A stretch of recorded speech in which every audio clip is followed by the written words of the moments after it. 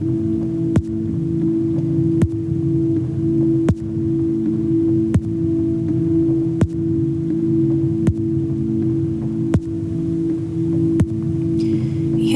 gonna say that I'm on my high horse.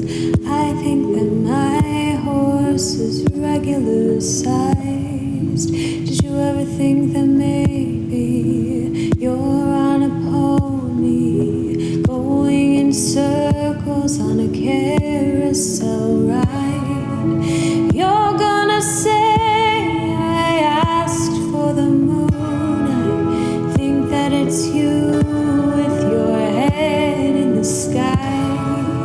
All that I wanted was somebody honest, living for more than the next good time. You say that you wanna change, but I hope you get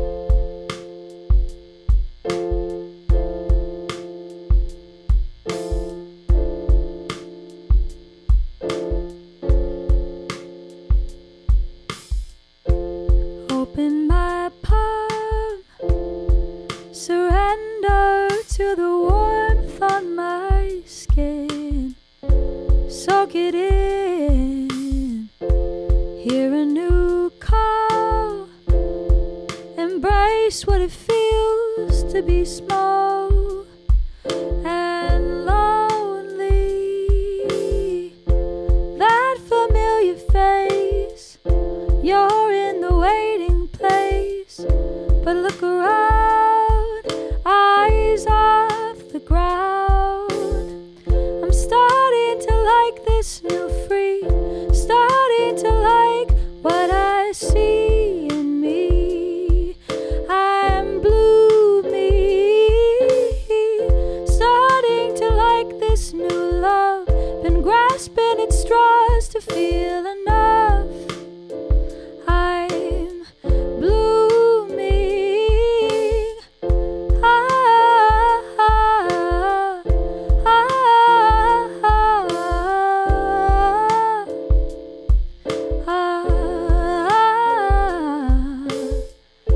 The skin is my own, diminish the power they hold, admire my goal. A moment will pass faster than the last. Life of stained glass, that familiar face, you're in the waiting place, but look around, eyes off the ground. I'm starting to like this new free, starting to like what I see in me. I'm blooming, I'm starting to like this new love, been grasping at straws to feel enough. I'm blooming.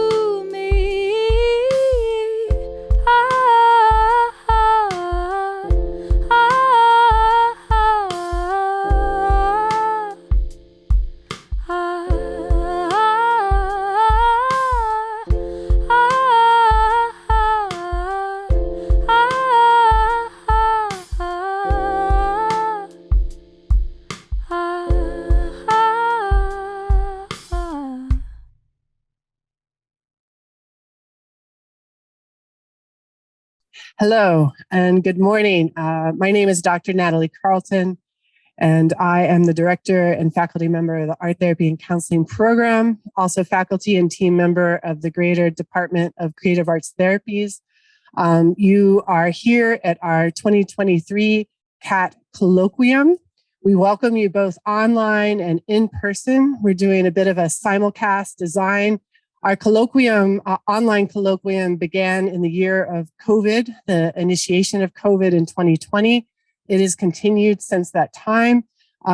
This year, we are doing a hybrid mix of in-person and online. And be sure to give us feedback at the end of the day, later, whenever, how much you enjoyed this program. And we're just so glad to have you here. Some initial remarks about just the structure of how this will work. Essentially, there are live speakers like myself. There's also a live movement by dance movement therapy and counseling student Maddie Kling. There will also be live Q&A sessions. And between that, there will be module 1, 2, 3, 4, 5 throughout the day of several student presentations that have been pre-recorded and are being shared in the program, as well as creative works, which you were just enjoying in the pre-show, which is music, short video, and visual stills by our creative arts therapy student, both graduating students as well as students that are remaining in the program and graduating in the future. One part about this special simulcast is that we are asking you to send questions. Those of you online, please send questions through the chat, and we will collect those questions and essentially bring them into a Q&A at the end of each module. There are persons monitoring the chat function in the Zoom, so they will capture your questions, write them down, get them to the moderators. Not all questions will probably be gotten to. It depends on how many questions are asked, but we will arrange them and prioritize them and make a really nice Q&A session, 15 minutes long at the end of each module. Also, for those of you in the room downstairs, the viewing room, have fun, get snacks, mingle, but also just watch and listen to the show. There are index cards and markers in the front on a table, which you can write down questions as well. And basically, the student groups are going to be leaving the room at the end of the last student presentation of each module.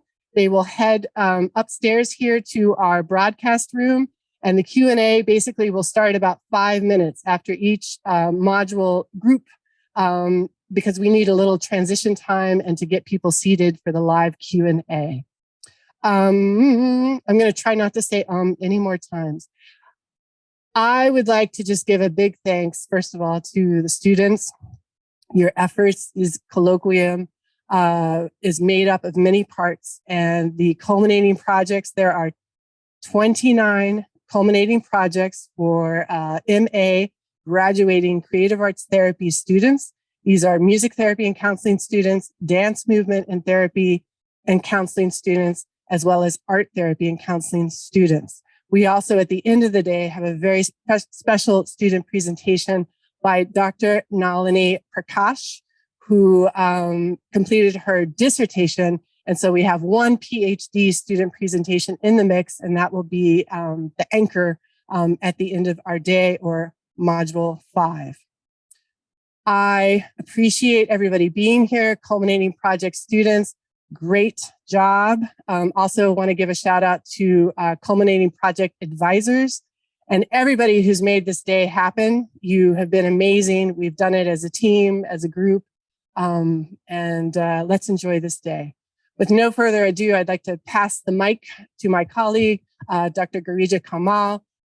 She is the department chair of the Creative Arts Therapies Department. Welcome, Garija.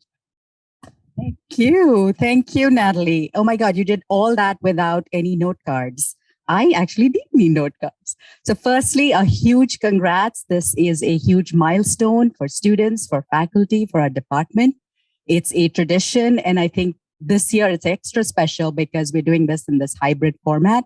And huge thanks to Natalie for really leading this process and leading this innovative sort of in-person and online ways to engage and share, and bringing together some of the ways in which we created new ways of communicating during COVID, and bringing that and enhancing our celebratory time. So big thanks, firstly, to all our graduating student advisors, our culminating project advisors, dissertation committee members, all our MA faculty and PhD faculty in the Creative Arts Therapies program.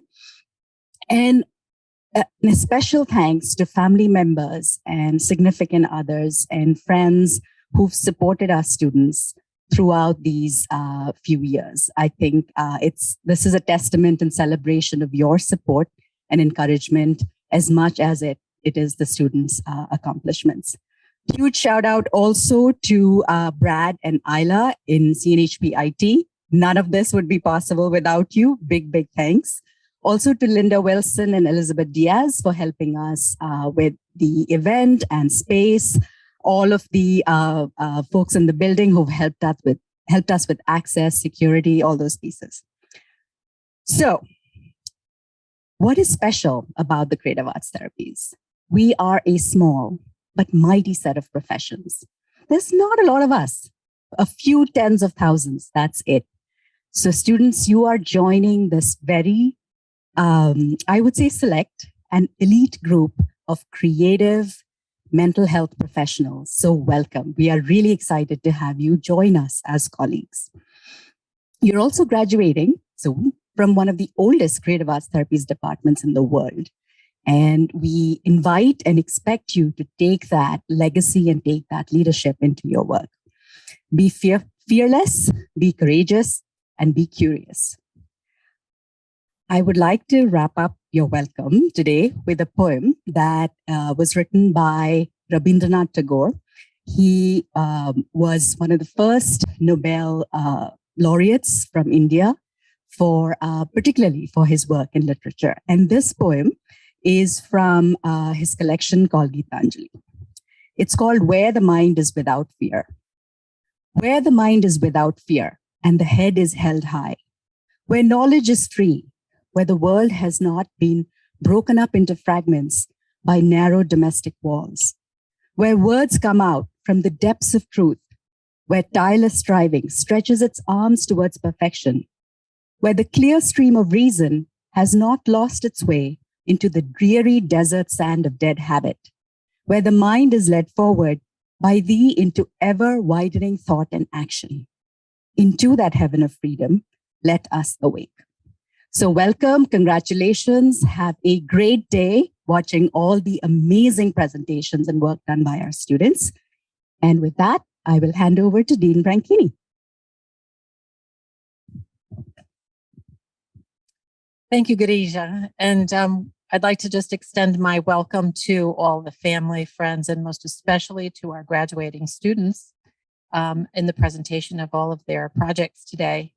It is wonderful to be part of something that's so creative and so informed and so consistent with the mission and the philosophy of the College of Nursing and Health Professions here at Drexel. I'm really thrilled to be able to see the number of students who have completed these fantastic projects and go on to represent Drexel and Drexel's programs and mission in the various places that you'll go on to work. And without further ado, I'd like to turn this over so you can get on with your day, but I wanted to again welcome all the family, friends, and students to this terrific presentation. Thank you. Thank you, Dean. We appreciate your presence. So this is a tradition that started in 2020, and I'd like to turn over the floor to Maddie Kling, who is a first-year dance movement therapy and counseling student, and she is going to open our day with a movement. Those of you online, those of you in the room downstairs, feel free to move, breathe, and be with Maddie in any way you would like to. Maddie.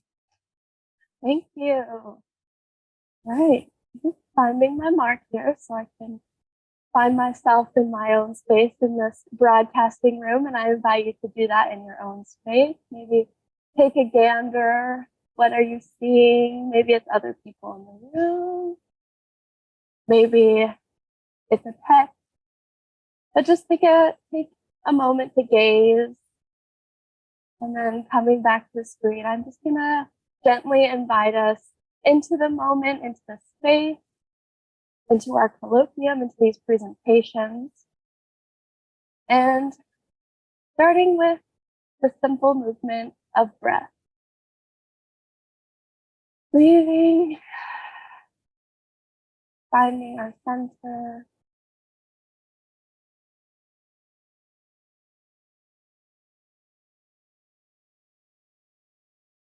allowing ourselves to settle into the space for these presentations. And to start the grounding, I'm just going to invite us to gently start finding the edges. I'm starting on my head. We'll be doing a lot of intaking information, allowing our brain to expand and learn, finding those edges. Maybe using our sight to view, our ears to listen to our presenters. We'll be asking questions, posing curiosities, just warming up all those senses, a little bit of tapping. Maybe that goes down to our shoulders, releasing any tension we may maybe bring in with ourselves. We can fully be present in this moment. Maybe that goes into the neck.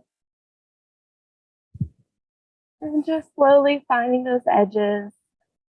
Maybe tapping arms, rubbing, warming up to this day. Making sure we tap the chest, opening our hearts and energy.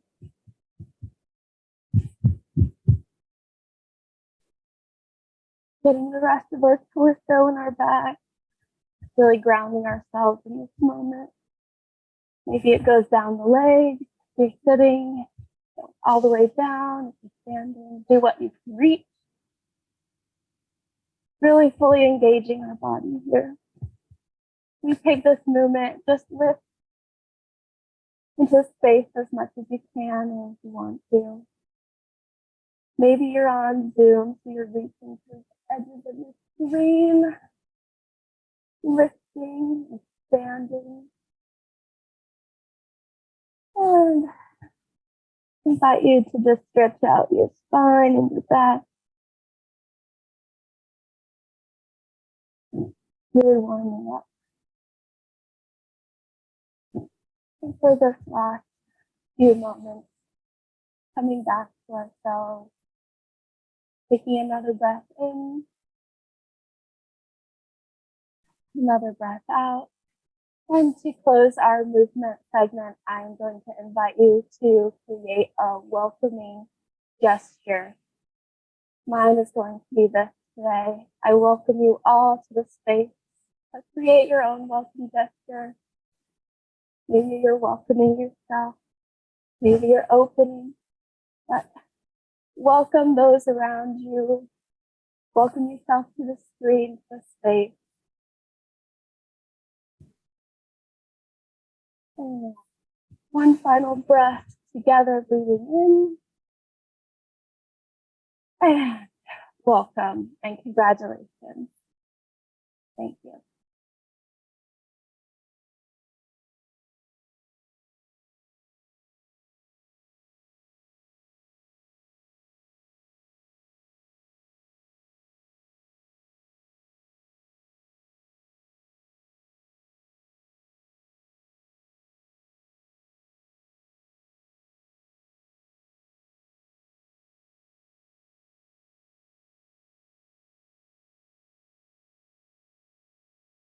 Hello, everyone.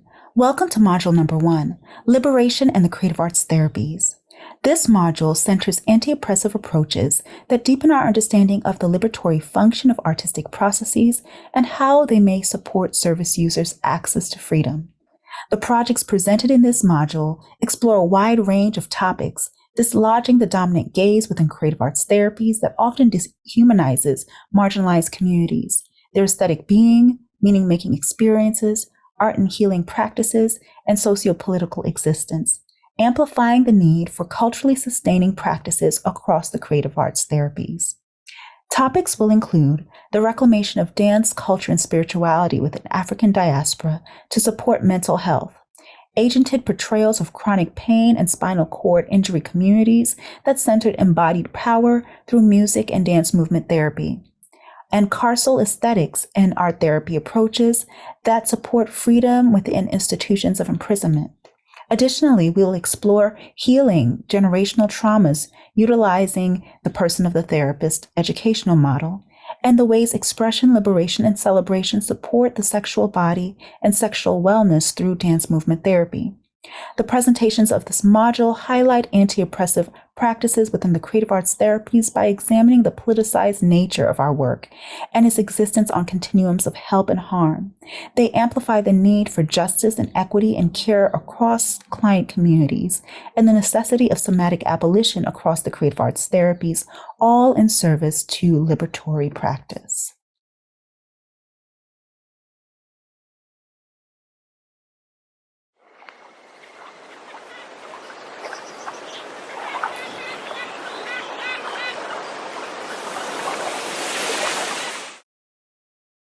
As a student in Drexel's dance movement therapy program, we are challenged to think critically about the person of the therapist. And while the thought of redefining myself was absolutely liberating, paradoxically, I found it overwhelming.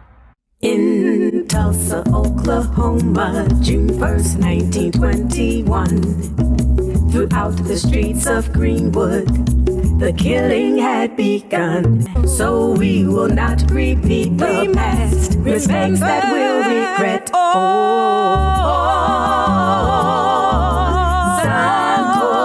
Sankofa, remember the past.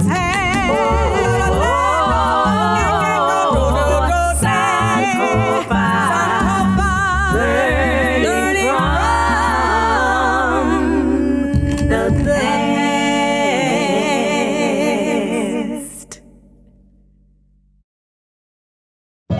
couldn't help but to reflect on how my experiences in the U.S. have been both heavily and negatively influenced by my appearance and status as a dark-skinned Black woman. And I became inquisitive about my own ancestry, but I was only able to trace my mother's lineage back about 4 generations. And while my father can trace his back much further, it's important to note that this is on our Irish side, and consequently, my African ancestry is unaccounted for up until the conception and birth of my great-great-great-grandfather, who was the product of a slave and plantation owner, Simon Hatley, and even yet, the woman who brought him forth remains unidentified but yet accounted for. So while sad, this narrative is not unique to most African Americans in the U.S., and so while some have resorted to DNA and lineage testing, I, being the wanderer that I am, jumped on the opportunity to do an intensive course abroad to study mental health in Ghana this past winter.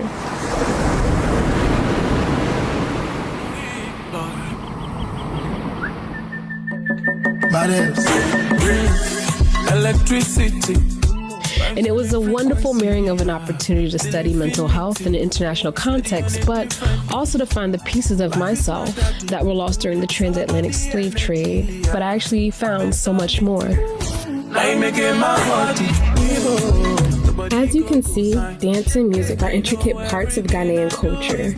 You can also imagine my surprise to see that the song and dance stopped at the concrete walls of the hospitals that we visited. I also learned that many Ghanaians resorted to spiritual means to address mental illness, an approach that seemed completely foreign until I asked a colleague to demonstrate what he meant by laying hands. And as he placed his hands on my forehead and leaned my body back, my mind became flooded with memories of church. And when he stood me upright, I realized that the seemingly foreign practices I read about were closer to me than I thought. And so upon my return, I immersed myself in literature on African religions, such as Voodoo, Santeria, and Candomblé, all which had similar connections to the continent by using dance to create solidarity, connecting to God by revering and embodying nature, using dance to encounter the deities, and through possession, accessing altered states of consciousness and invoking internal healing processes. So it comes to no surprise that members of the African diaspora continue to attribute mental health issues or illness to spiritual causes, exemplifying that spirituality, which is a core element of the African worldview, remains salient throughout the diaspora, despite centuries of displacement. While compiling my research, I couldn't ignore how the legacy of colonialism and psychotherapy continued to disrupt, demonize, and disconnect us from our ancestors' ways of healing, dancing, and connecting to one another. And so I chose to execute a community engagement project aimed at modeling what decolonizing therapy could look like. In addition to moving the body and fostering community, I wanted to use an intervention that intentionally incorporated the spirit. And now I don't consider myself to be a religious woman, and I really struggled on how to incorporate the spiritual piece. But I recalled a Bible verse that stated that the fruit of the Spirit is love, joy, and peace. And so I began there. If you have a birthmark, keep in mind where that birthmark is, and we're going to kind of do a movement. So that can be like a circle, it can be a square, it can be a shape, or it can be literally like A to the right, up, down, circle. I'll go first. So that is my movement. Pass it to you, sir. Up and down. There you go.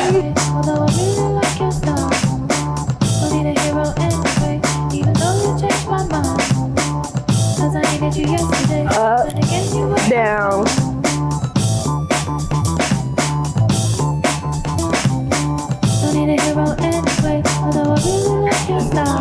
Yeah, I knew it. Okay. So now we've just transitioned. We're just passing the ball in the same order that we already established. A little while. Ready? They really weren't sure what to expect. They know me from being a performer, so they came like ready to dance and ready to like do a whole bunch of choreography, and they were able to really still have a really good time and stuff, and that was a really beautiful and enjoyable experience.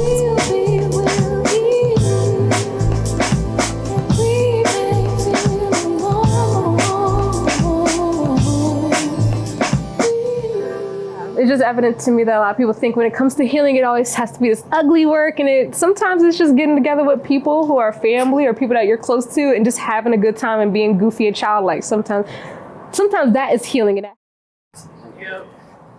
So we're gonna try another technique called Ujjayi breath. So Ujjayi actually means ocean breath. So we'll just take an inhale together, breathing in. And when you're ready, breathe out and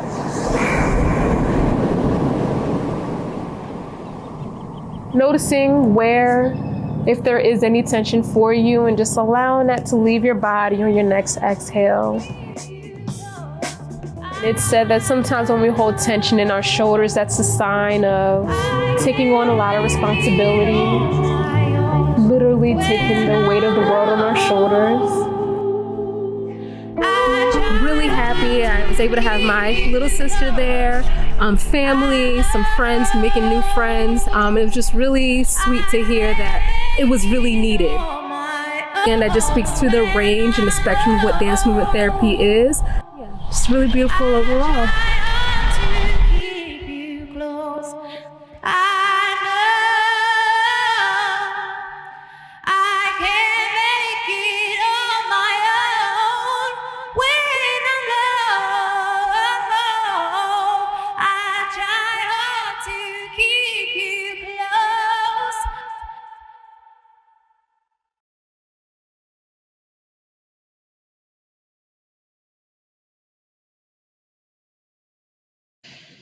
Exploring access to chronic pain treatment through virtual music therapy, a culminating project by Kelsey Merritt Raftis, graduate of Drexel's Music Therapy and Counseling Program, class of 2023. This project was advised by the brilliant and caring Dr. Clarissa Laxon. This project was inspired by Carmen Rose Fiallo, a queer Latina disability activist living with chronic migraine and endometriosis. In 2018, Carmen Rose had suffered 2 back-to-back concussions. When her symptoms persisted for more than 6 months, she went to her doctor, who at the time was a white man. For months, she was dismissed and told to be patient, and eventually she lost hope and accepted her new normal. Finally, 3 years later, she found a woman of color physician, and it changed the course of her treatment entirely. Carmen Rose had finally received a diagnosis for chronic migraine after 3+ years of undiagnosed chronic pain. Carmen Rose does most of her advocacy work through social media, but also attends advocacy events and has been interviewed and featured in pieces for CBS Mornings, Patients Rising, and Global Health Foundations, to name a few. During the pandemic, Carmen Rose shared how much the influx of virtual services had freed up her time and energy for her to enjoy her life. When it came time to design my project, I was very interested in the use of virtual music therapy and thought immediately of Carmen Rose and the many people living with disabilities that might benefit from the option of virtual care.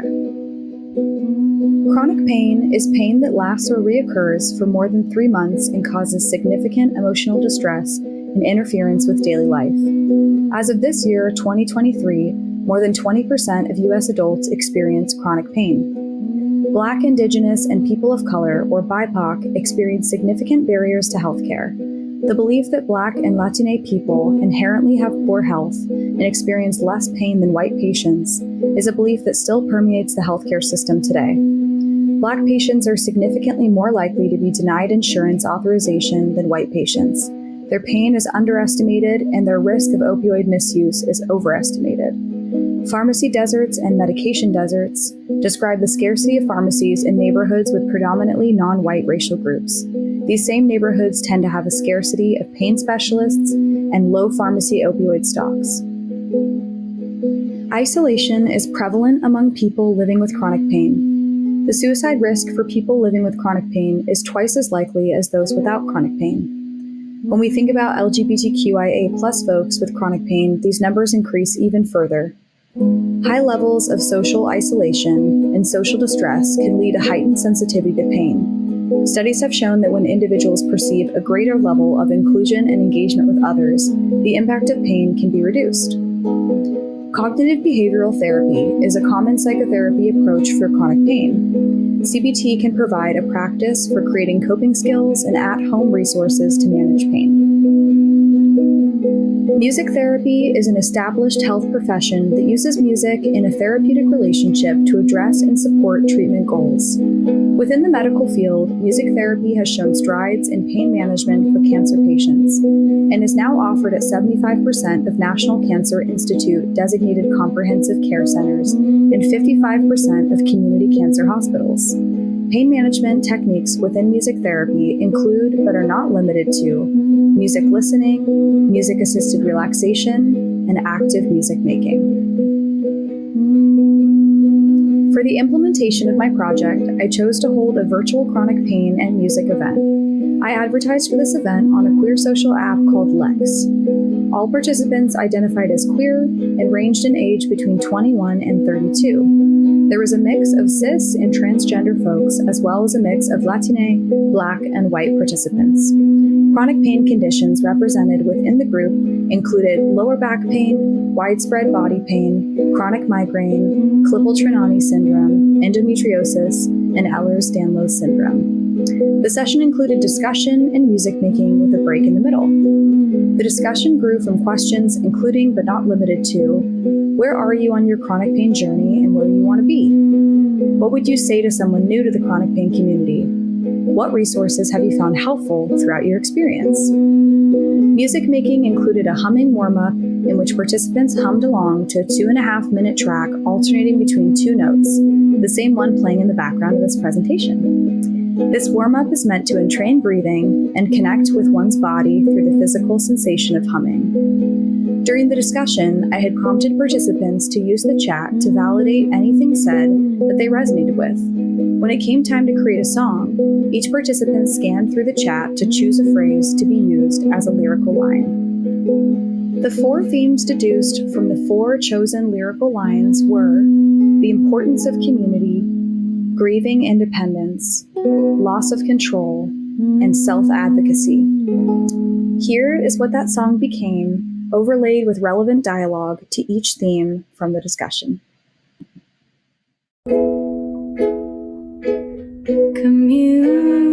Like before I had disabled friends, it was like, I felt like literally crazy. Like I was losing my mind because I'm just like, nobody sees it, nobody gets it. And then I go to my disabled friends and I'm like, I had to go to the pharmacy and they're like, oh, good luck. Like, you know, I'm like, okay, see, yeah, like you get it. Like it's an exhausting experience. Like I don't even have to explain it. At college, I had to fight for disability community. Like if I took it to any of them, it was like, I want you to find something that I can do too. All of my friends would do it. Try it again. Mentally, I feel like in the past half year, it's been sort of a grief process. It's grieving, like independence, inclusion with your friends sometimes. Being a list of things that I was like, when I get older, I'll do this and do that. And like that what I expected to have versus what I do have is a process in and of itself. The internal stuff is going to be ongoing. The grief is going to be ongoing. The relationship between you and your body is going to be a struggle and continue to be a struggle. I'm not finishing my task, not because like I changed my mind, but because my body decided no. And like that is so frustrating because I feel like I don't have control of my life like my body does. Like I always had to be extra on top of things and extra ahead because I never knew if I was ever going to be able to study before a test, if I was ever going to be able to, if I was just going to have to miss something. I needed everything else to be perfect so that I could afford to miss things and to not study and to do stuff like that. I want to be comfortable saying what I need in any space. I want to get comfortable seeing myself and acknowledging what I need and normalizing that for me the same way I would advocate for everyone else. What would society look like if I was accommodated truly, fully, that would be a very different world, and we're not there. But I think that I should have that, and I think that other people like me should have that. And so I'm not going to deny that for myself.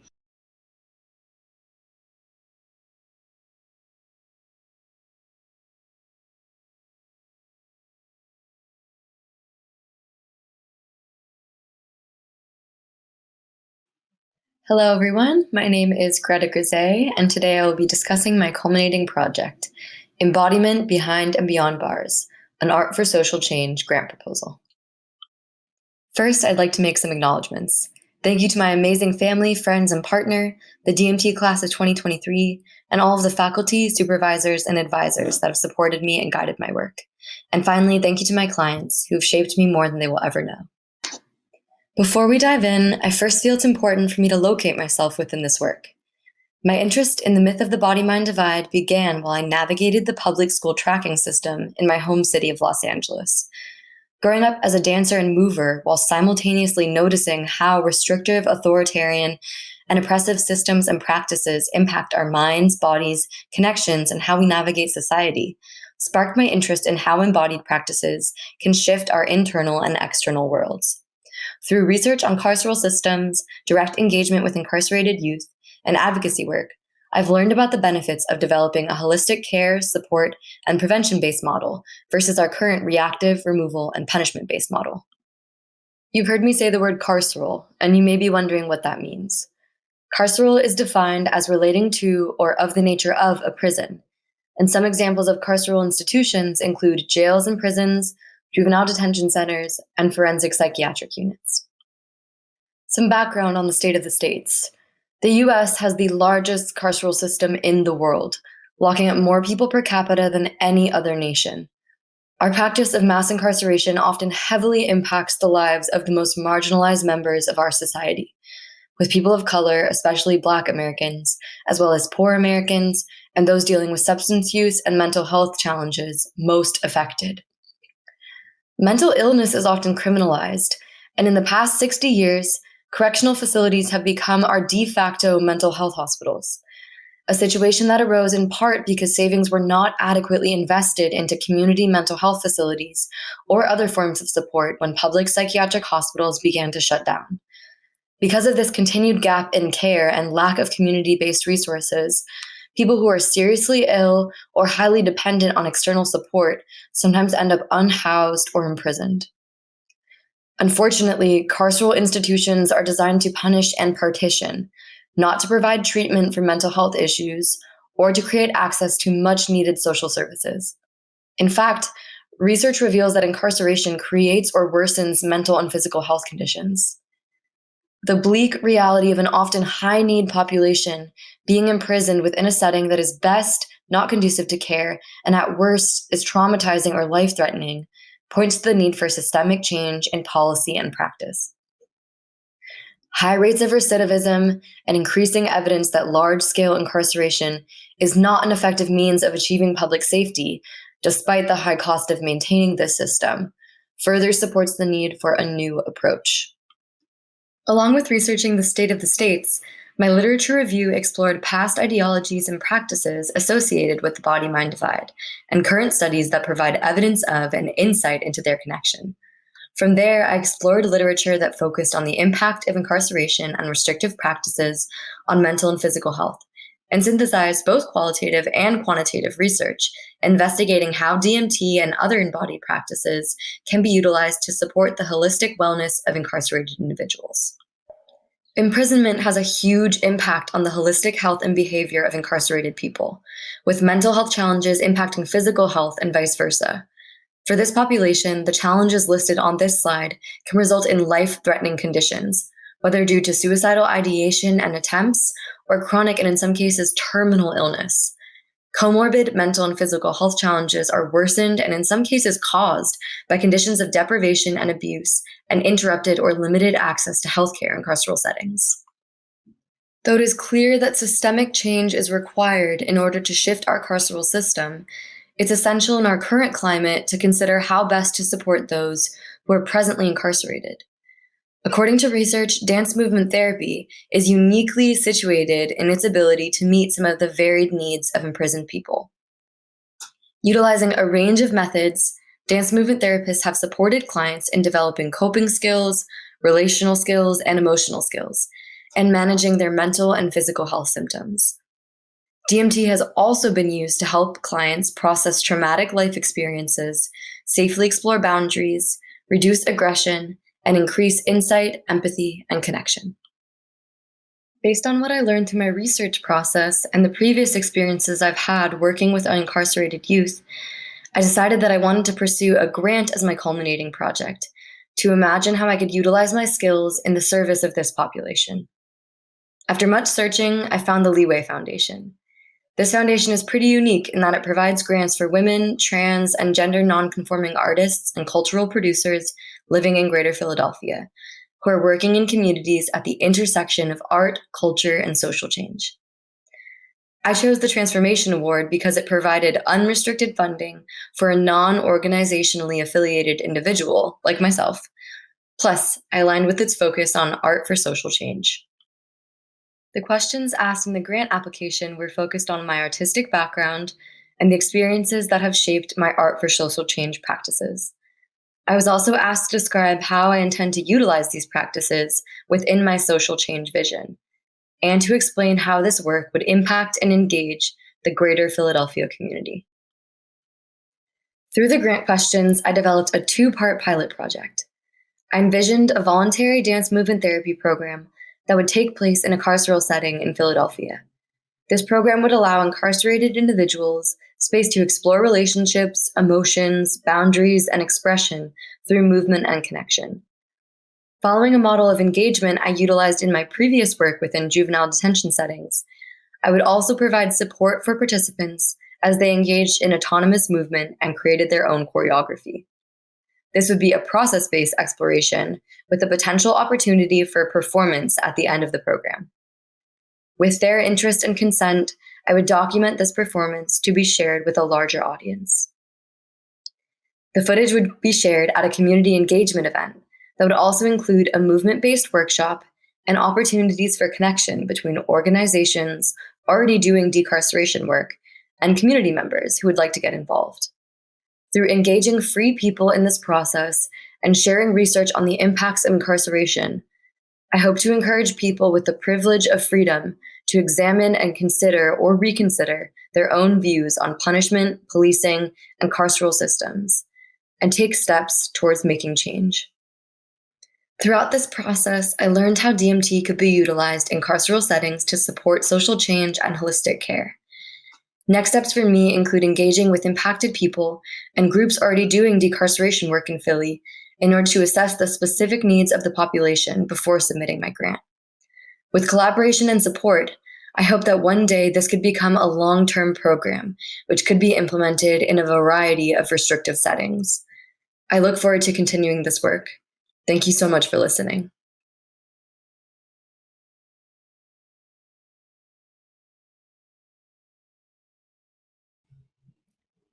Hello, everyone. My name is Desiree Richey Henry. I am a master's candidate in the Dance Movement Therapy and Counseling program, and today I will be presenting a continuing project of body empowerment through dance movement therapy with individuals with spinal cord injuries, an informed practice approach. This will be my agenda for my presentation. And I would like to take a brief moment to say thank you to everyone that has provided guidance and support throughout my graduate journey and the development of the project. Thank you to my culminating project advisor, Dr. Christina Devereaux. Thank you to my past and current clinical supervisors. Thank you to my clients for my internship, as they were the main inspiration of this project.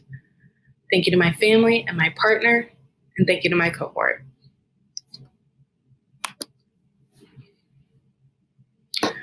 Body empowerment in rehabilitation settings. Why should we talk about it?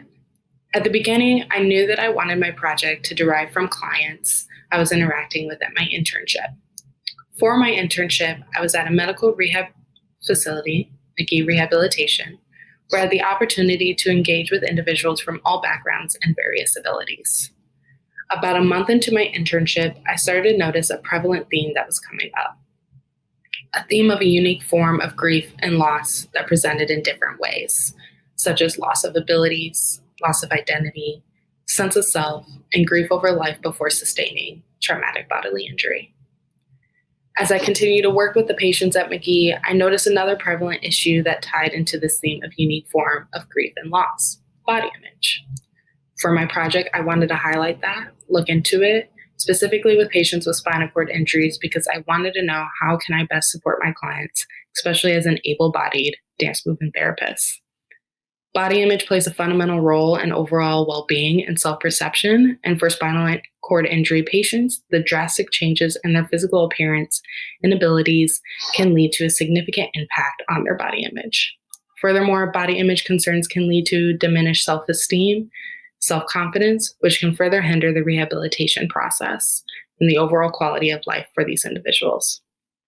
By acknowledging and providing support, making attempts to understand and address these challenges can contribute significantly to psychological and emotional recovery.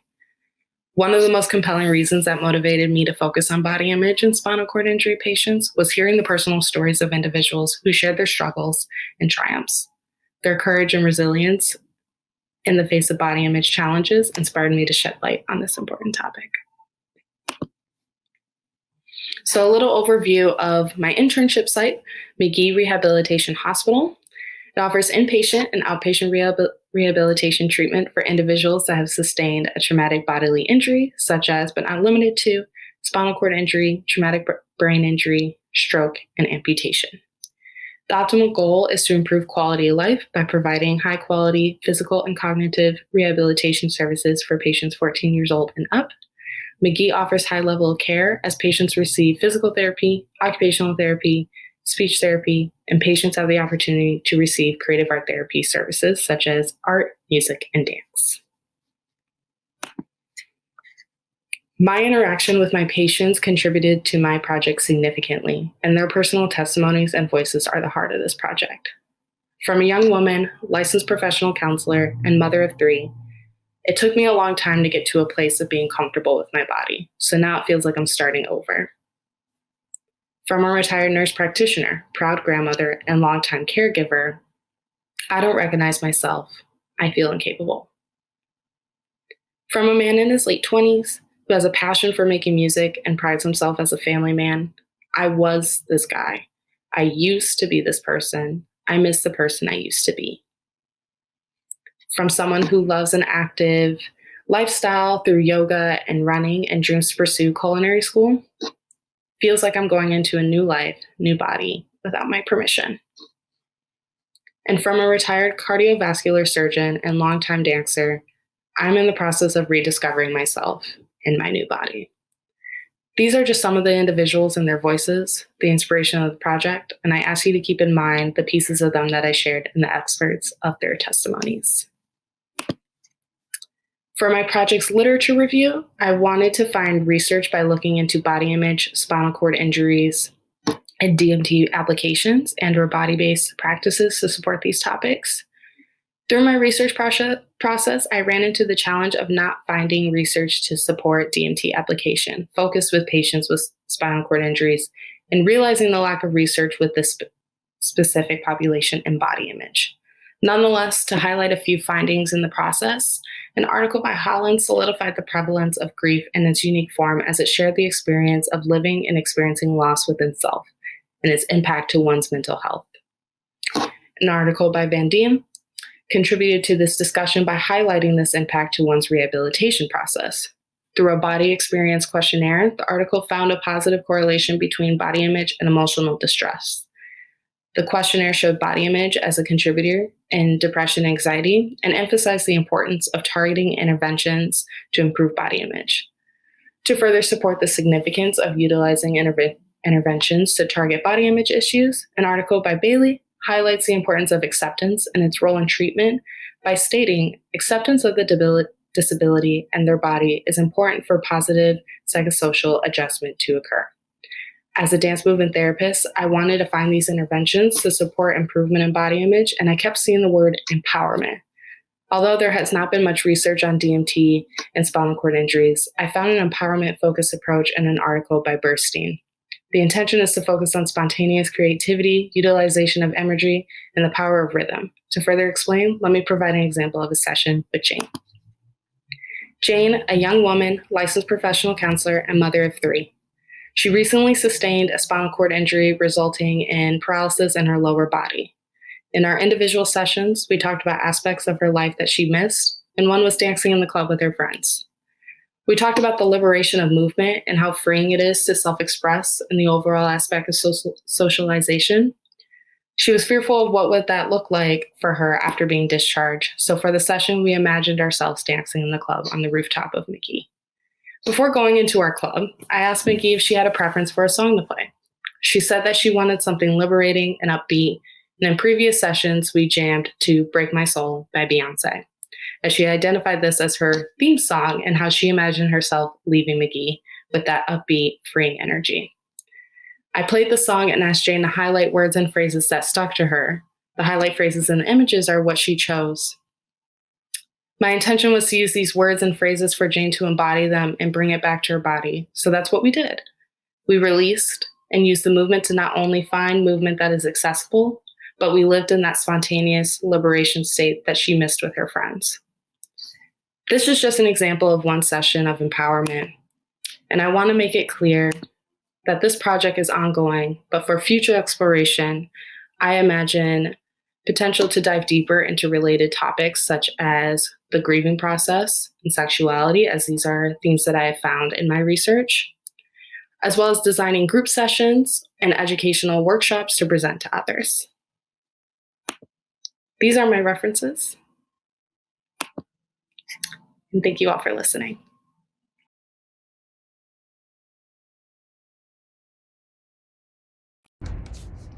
Good morning. My name is Elizabeth Bowles. I'm a graduate student at Drexel University in the Art Therapy and Counseling Department. This is my presentation on the American Girl, exploration of how the person of the therapist model aids in healing generational trauma. This is my table of contents for my in-process work. Chapter 1, The American Girl. 2, American Dreams. 3, Caught in Between Two Worlds. 4, Hwabyung. 5, POTS. 6, Art Therapy's Role in Trauma. The American Girl dolls were manufactured in the late 80s, early 90s as a way to diversify the doll market. Alongside the 18-inch dolls were accompanying books that told the fictional stories and adventures of different American girls throughout early American history. When I was younger, books were my preferred way of escapism. The American Girl doll collection appealed to me because they were way ahead of other companies in diversifying their characters. The American Girl doll collection had reputation for Black and brown girls before any other media caught on, and the American Girl doll collection felt more honest in representation and did each culture they represented with justice. The American girls depicted in these books often dealt with very heavy topics during pivotal moments in American history. I love the idea that there was a physical doll to accompany the books while you read. It was very visually stimulating for a young artist who loved to read. I wanted to tie my thesis into having an American Girl doll theme to represent my artistic journey. My creative synthesis is composed of biodegradable materials. Her face is made of flour, salt, and water, baked in the oven for 350 for an hour.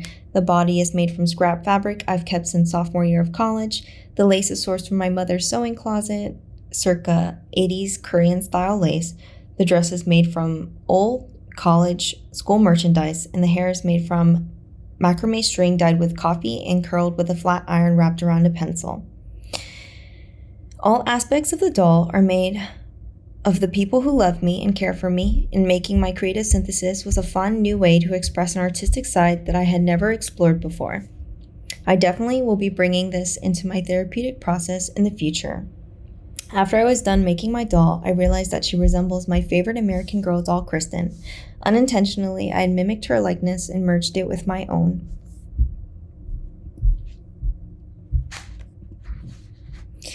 While writing my literature review, I was swept with many emotions through making it so personal. I put my struggles and fears into this process as a way to deeply understand myself and what kind of therapist I wanted to be. POTS is such an introspective model that directly takes your experiences, culture, background, religion, and makes you an asset in conducting therapy. While POTS is seemingly elusive and theoretical, it is anything but. Once you begin to understand yourself and the power of your therapeutic understanding and ability grows, it's incredibly useful in a therapeutic setting, and it brings forth a distinct and personal form of connection. The reason why the American Girl doll book spoke to me as a child and stays with me now is because the intentional use of historical fiction that makes these girls seem like real people. With different cultural backgrounds and the exploration, it brings forth an amazing form of storytelling that brings you into their world. POTS has a similar way of behaving. While you yourself cannot parallel in comparison to your patient, you can lean on your own identity to make well-informed, trauma-based decisions based on how you are as a person. POTS makes you feel like a real person to your clients, diminishing that overbearing power structure and putting it into perspective for the therapist you are in order to form deeper bonds of connection. Realizing yourself and uncovering your own traumas and taking notes of your scars is powerful. And what you can bring to the table based on your individuality is a wonderful way to build connection and trust. Of course, POTS takes time and takes a level of practice to utilize. There must be a perfect balance of understanding your similarities without placing your own bias into the equation. Otherwise, countertransference may happen and your emotional needs may take over the session instead of the patient's. All teaching models take time to understand, but when used in a proper way can be a powerful tool for connection in art therapy. To begin to understand yourself as a therapist starts with deep self-introspection of your upbringing. The first picture is my grandmother's house that I spent time in during the summer, during which I have beautiful memories with. The second picture is the kimchi pots that would stay outside her house that she would ferment Korean vegetables in. The third is me with my grandmother in her house, and the fourth is my mother making kimchi in our kitchen. My identity is deeply rooted in being Korean American, but also a great source of my pain is in being Korean American. Through POTS, I have dug into my own consciousness and pulled out parts of me that were so painful that stem from my cultural upbringing. Being an Asian American daughter means carrying the burden of unhealed traumas of our ancestors while living in a country that isn't suited to carry our cultural traditions. My asset is the teachings that I grew up under and the pain that I carried and worked on that brought on fruitful growth that aids in recognizing generational trauma in my patients. It often looks so similar, and through recognizing that within myself, I learned to spot it almost immediately in my clients. The POTS model is such a great tool to have under your belt for you and your patients. My relationship with my Korean family and the construction that I grew up under directly represents who I am today and what I can bring to the art therapy field. My mother's experiences, although not my own, have influenced my actions, and through working through those experiences, I have come to find myself and my professional identity. My culminating project is only at the beginning stages in preparation for my fall 2023 graduation date.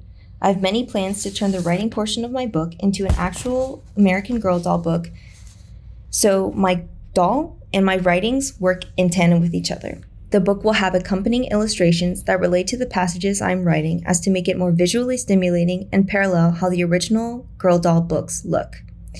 Inside, the writings will have conversations from friends detailing our experiences as Korean American children, my time in internship growing my artistic practice, and conversations with my family, with themes of Korean American diaspora, immigration, and culturally bound illnesses. As a sneak peek, I modeled this presentation to look like the cover of my favorite books. I'm looking forward to completing this project and showcasing it closer to my graduation with deeper exploration to the POTS training module and direct application to future clients further into my graduate and internship experience. Thank you for your time and space today, and thank you for attending my American Girl doll presentation.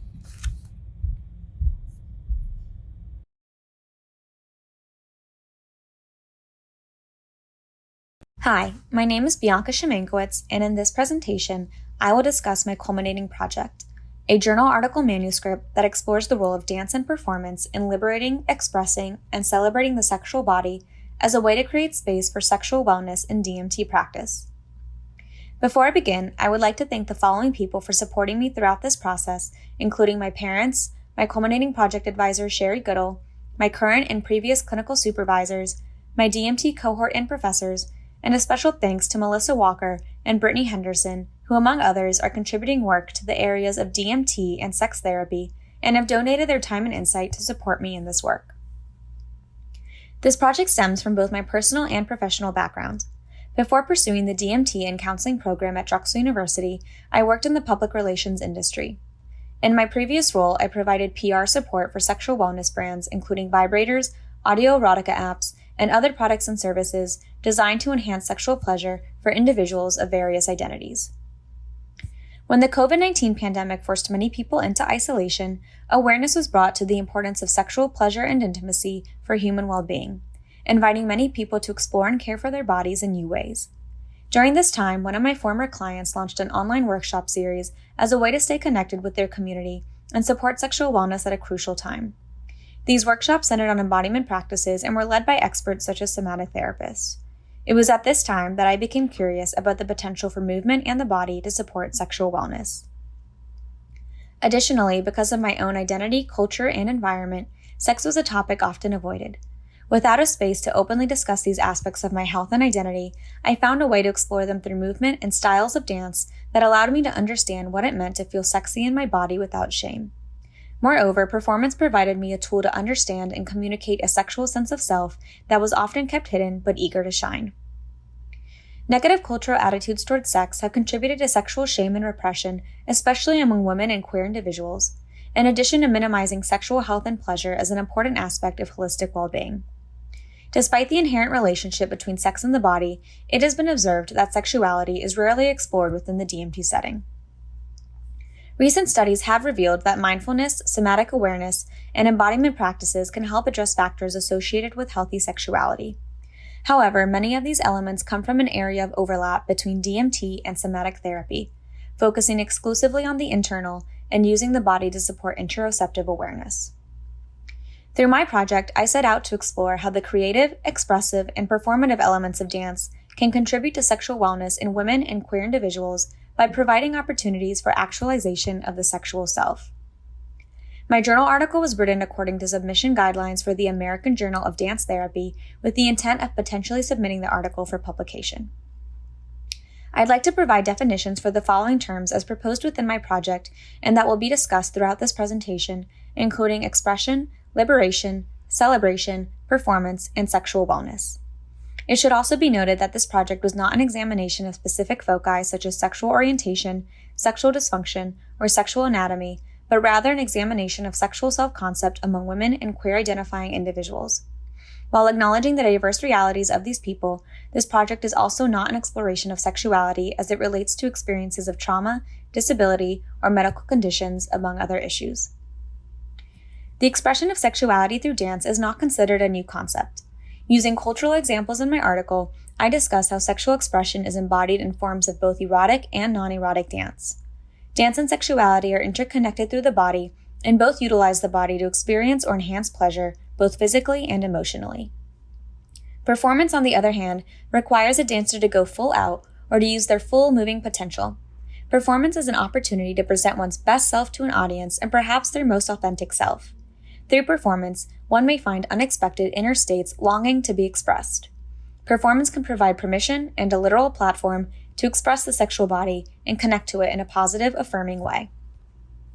Oppressive forces in society have inhibited women and queer individuals of various identities from experiencing their sexuality in a positive, non-judgmental manner, making it difficult to explore the concept of sexual wellness. While dance itself has contributed to sexual and gender constructions, it also has the potential to liberate people from these restricting norms. Many dance forms and subcultures, such as Vogue dance and performance, provide a liberating space for marginalized communities of LGBTQ+, Black, and Latinx people.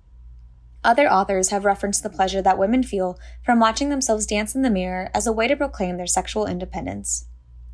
Dance and performance can provide freedom from the everyday self who feels stifled, limited, or repressed.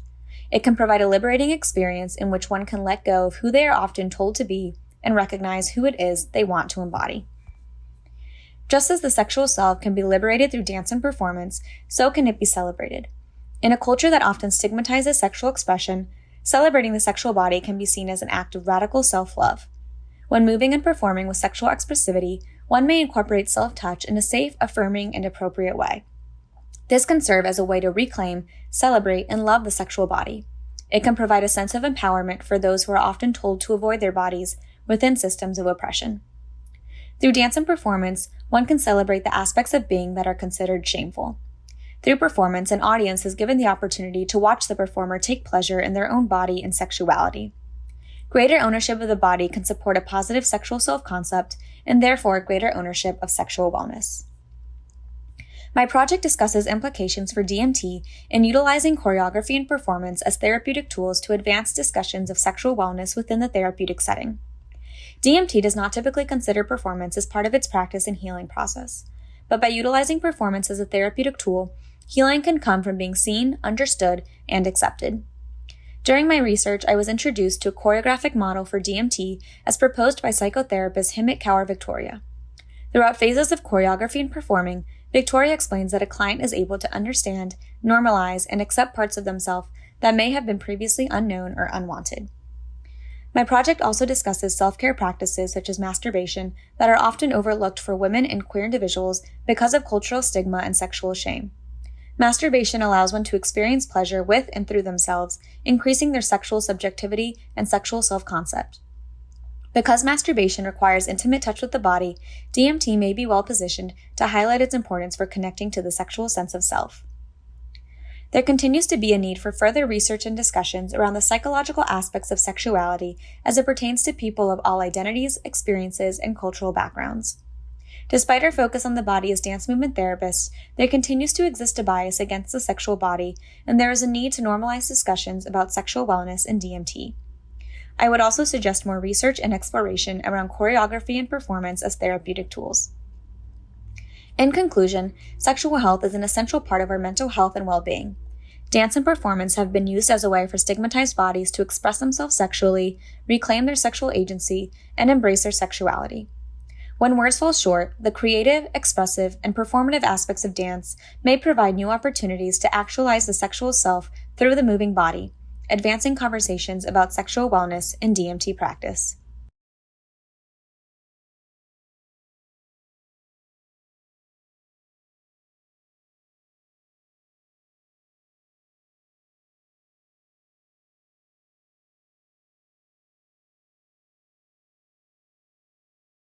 Well, hello and welcome back. I am Dr. Adenike Webb, one of the music therapy faculty, honored to be sitting in the presence of these fantastic and phenomenal students.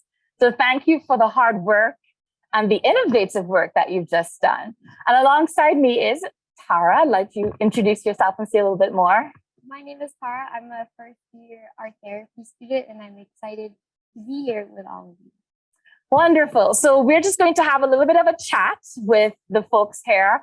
And if you have any questions, please let us know. But we're just going to start. And unfortunately, because we do have a time constraint, we may not get to all the questions, but we'll do our best to answer and touch on important aspects. So I do have one question. So this module was focused on liberation. And there's so many different beautiful ways that was spoken about. A lot of it dealt with the body. So I'm curious, what are your two-parter? What does liberation mean to you? And what might be some embodied ways you celebrate or engage in liberation? Sorry,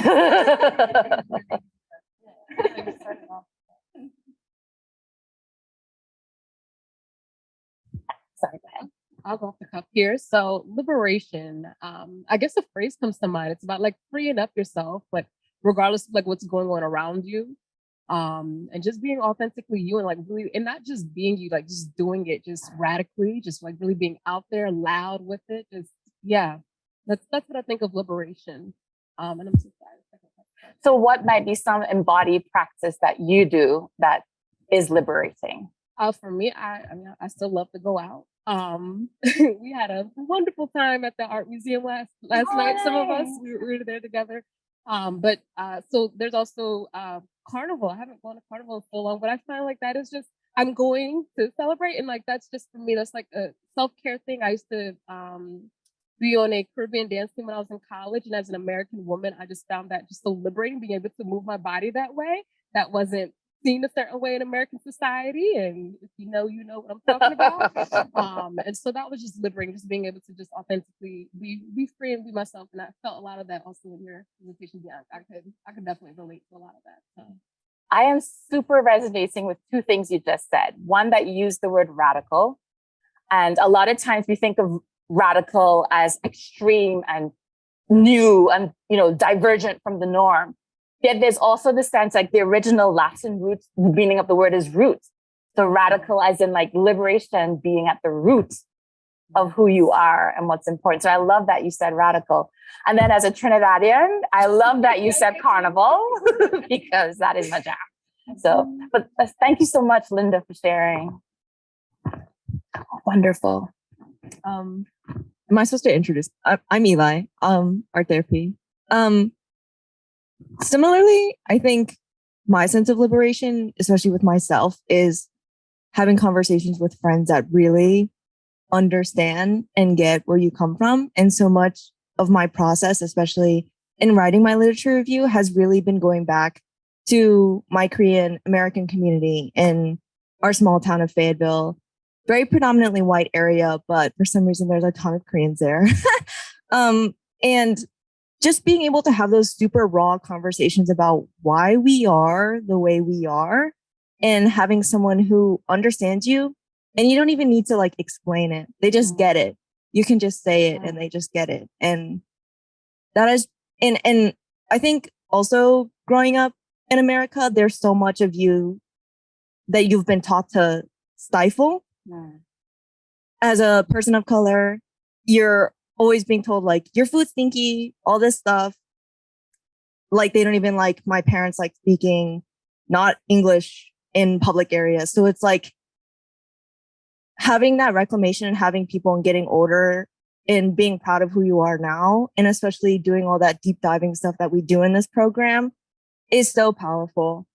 And that's pretty much where I got my main inspiration from, like my friends that just like, they get it. Yeah. So you find that in community? I do. Yeah. So much of my culture is built in community and family and those relationships. Like even the other day I reconnected with a longtime friend. We both grew up in the military. And we hadn't seen each other for so long, and we kind of just like bonded over the fact that like most of our time spent with like our mothers are gardening. So that's where my liberation comes from. I think people that are like me. Yeah. Can I?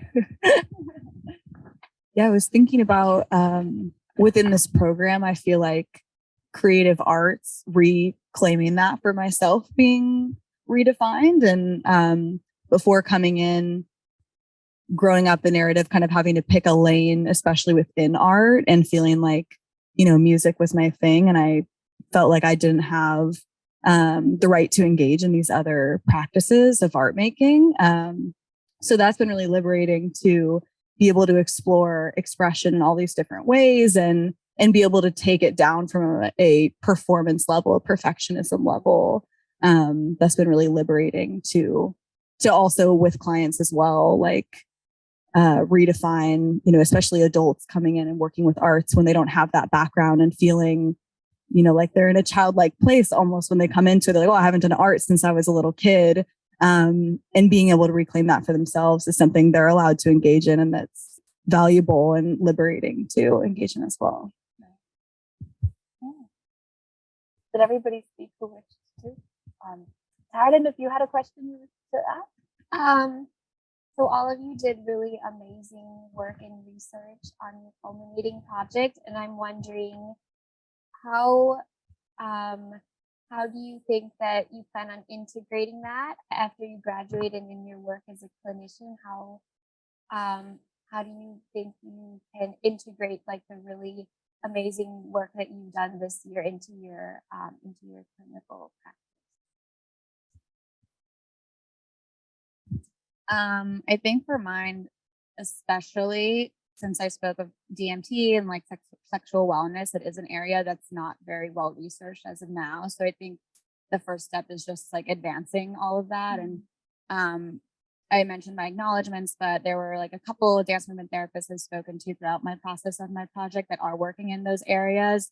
So just learning from them, how they address like those topics around sexual wellness, sexuality, sexual health within their sessions, using that I guess I moved forward in my career as well. And I think also I explored the choreography and performance aspect of my project as well, which is like a very big part of dance and movement, but isn't explored within dance movement therapy, because it focuses more on like a product versus the process. And creative arts therapy emphasizes the process. It's all about just what you're making in the moment. So I think just for me, it's just like taking a first step at seeing how I can like advance those things within my next career and beyond as a dance movement therapist.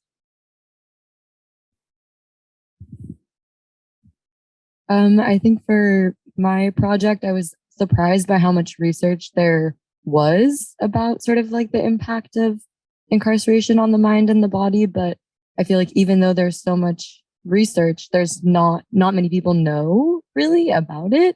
And so I feel like I'm sort of interested in the dual process of like working directly with people who are impacted and also sharing that information, that research that has been done with people who aren't aware. And so I think it's sort of like a dual process of like engaging directly with the work and then continuing to research and sharing the research with sort of like a greater population. Thank you. We do have a few questions. Oops, now they dropped the thingy. We do have a few questions that just came in, and we'll try to get to as many of them as we can. This one is for everyone sitting here. Some of our own healing can and certainly occur while helping others. In addition to that, how do you care for yourself while doing the clearly empathetic work that you do with your communities and the people with you, all clients with whom you engage? So.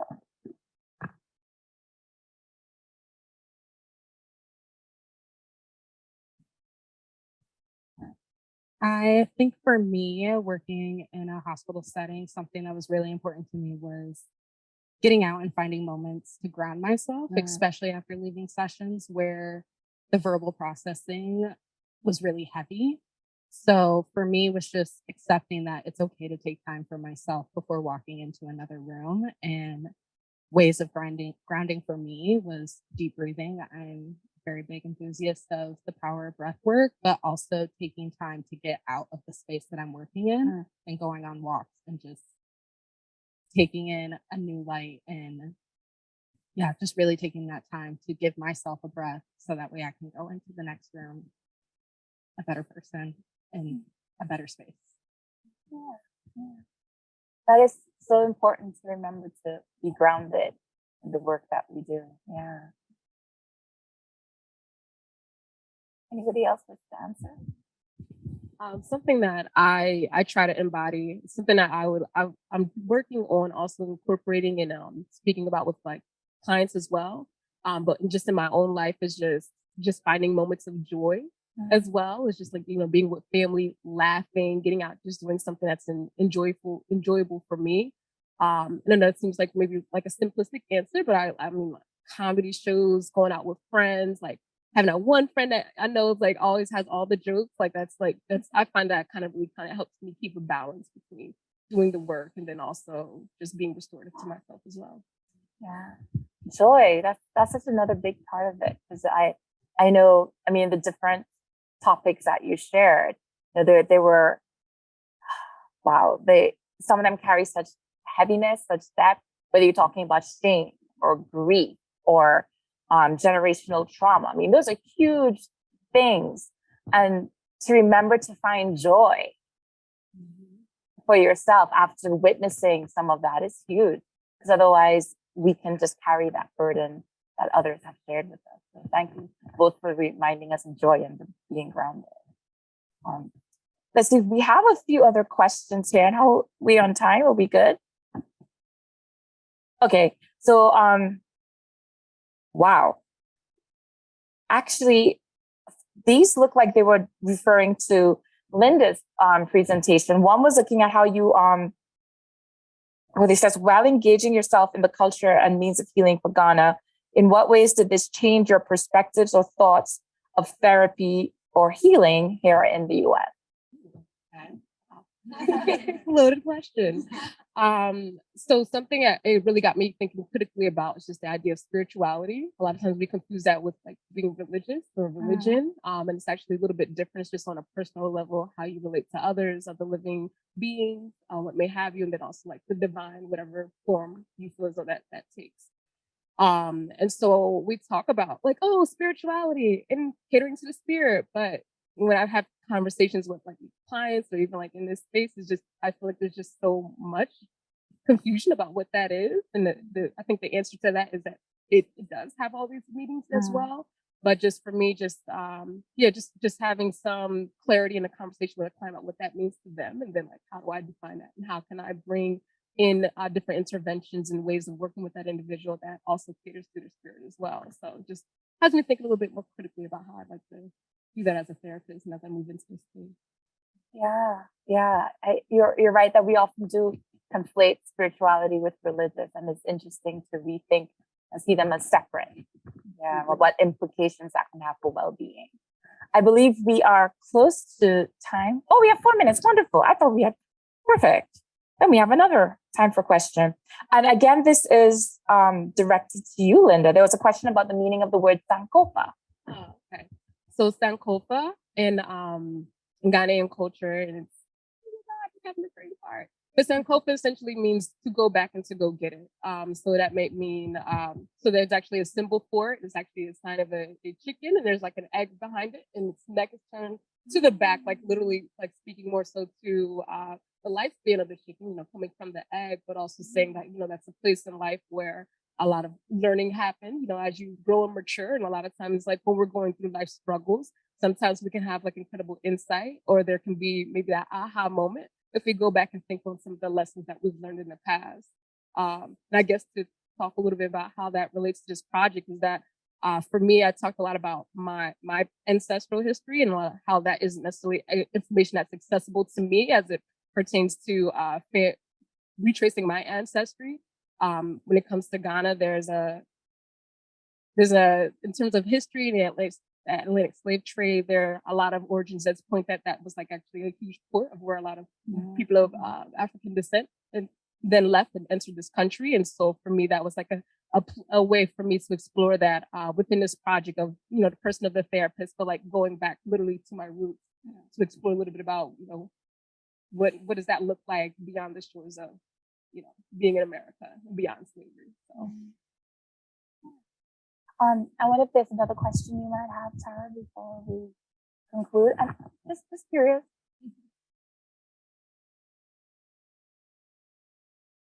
That's okay.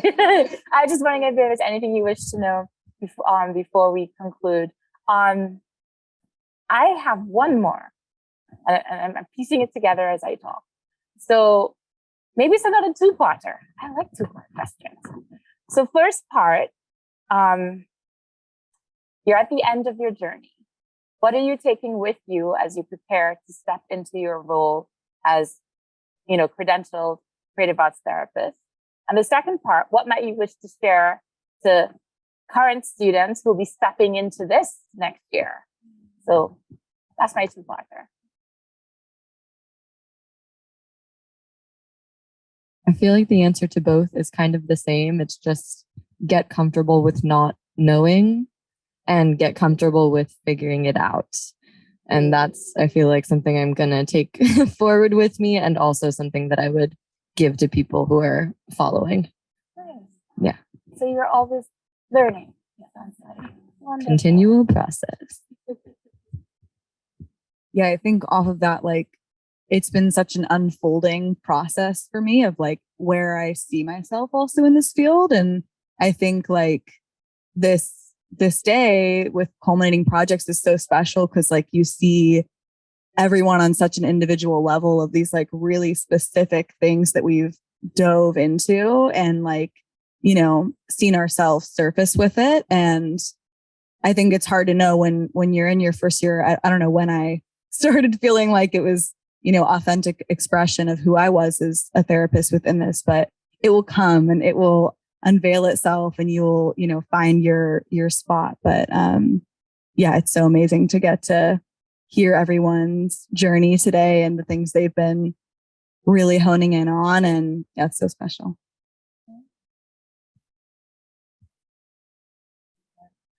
Something I'm taking with me is just, I say, so for me, it's decolonizing therapy, but I think like even within that, there's this deconstruction of what we think therapy is supposed to be or what it's supposed to look like. And I think that the creative arts is very, it's kind of pushing back against what that's supposed to look like in of itself. But even like, I'll speak to DMT specifically, I think I really had to get away from this is what it's supposed to look like. You have a warm up and the the meat and potatoes and then the closeout and just moving away from that. Like what just I think that if you move into your modality in a way that's authentic to you, that's going to come up to your clients, allow them to share a lot more freely, and it's just going to really really nurture that therapeutic alliance, if you will. So just dive into that.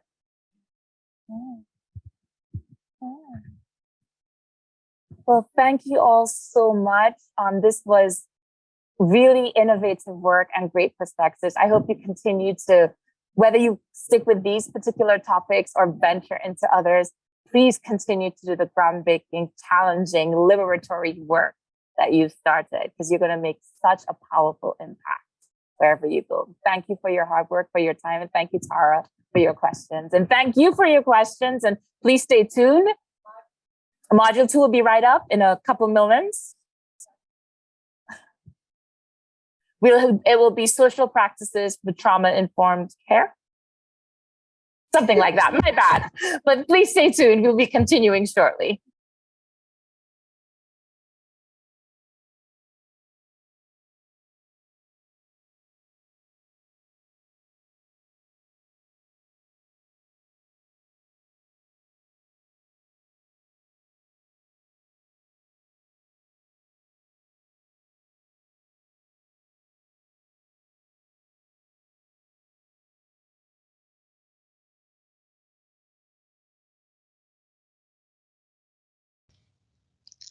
Welcome to Module 2, Social Approaches to Trauma and Recovery.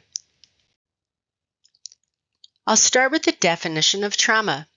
Trauma can be defined as an emotional response to a terrible event, like a motor vehicle accident, assault, or natural or human-made disaster. Trauma can also be defined as an emotional response to an experience, such as systemic oppression, racism, or genocide.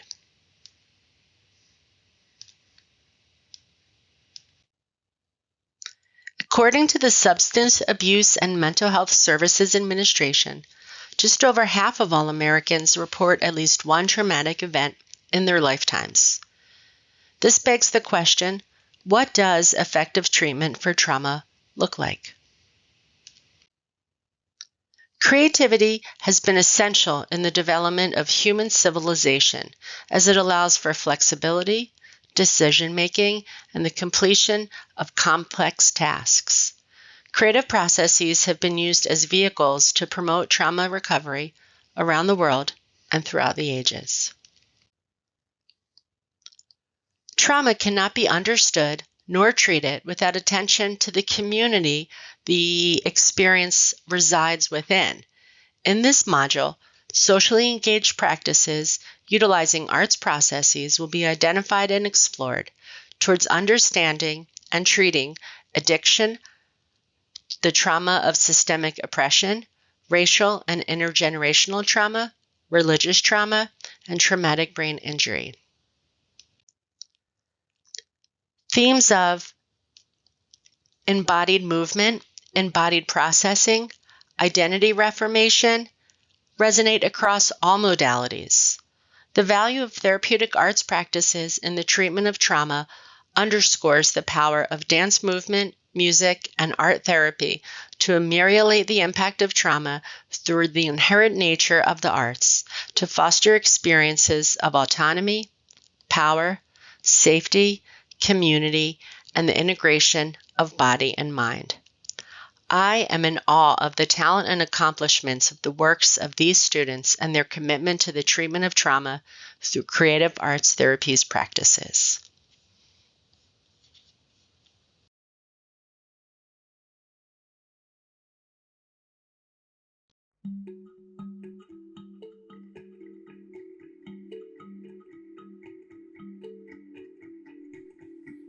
My culminating project explored the therapeutic qualities of quilting by understanding common themes of recovery in quilting and by developing my own clinical identity as an ally to people in recovery.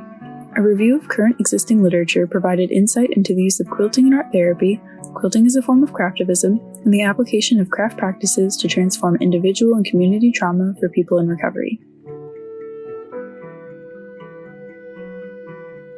Craft activism, also known as craftivism or socially engaged art, describes the use of craft for activist purposes and is rooted in third-wave feminism of the late 20th and early 21st centuries, environmentalist movements, anti-capitalist ideologies, labor organizing, and anti-war sentiments. Fights for gender equality, abolitionist movements, and working-class struggle produced quilts as forms of socially engaged art-making due to quilting's deep-rooted ties to histories of gender, race, and class. I explored several historical socially engaged quilts that touched on themes present in recovery spaces for both clients and clinicians and symbolic qualities of quilting itself, including control and autonomy, narrative and advocacy, and safety and protection.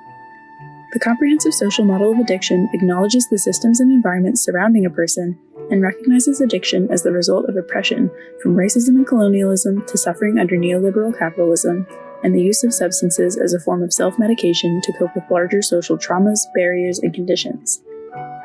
The concept of traumatic landscapes draws connections between place and trauma and the potential of environments to perpetuate harm against individuals and communities.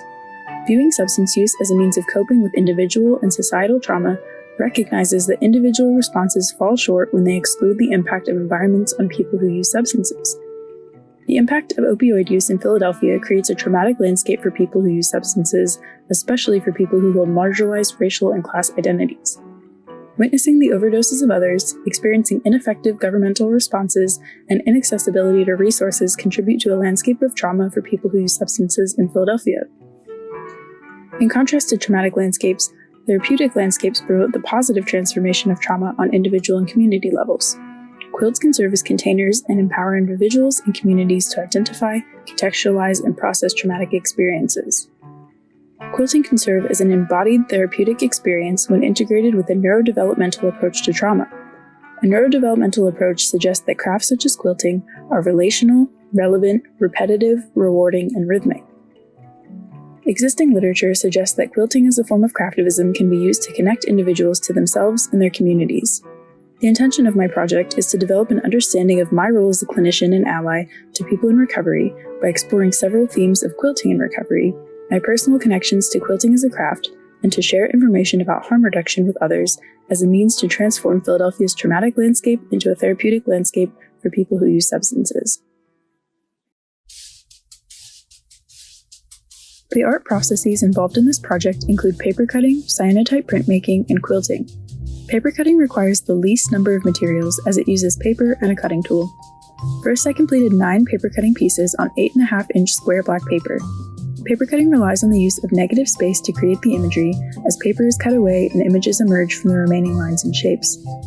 I laminated the completed paper cuttings to prevent them from deteriorating when used with the cyanotype materials.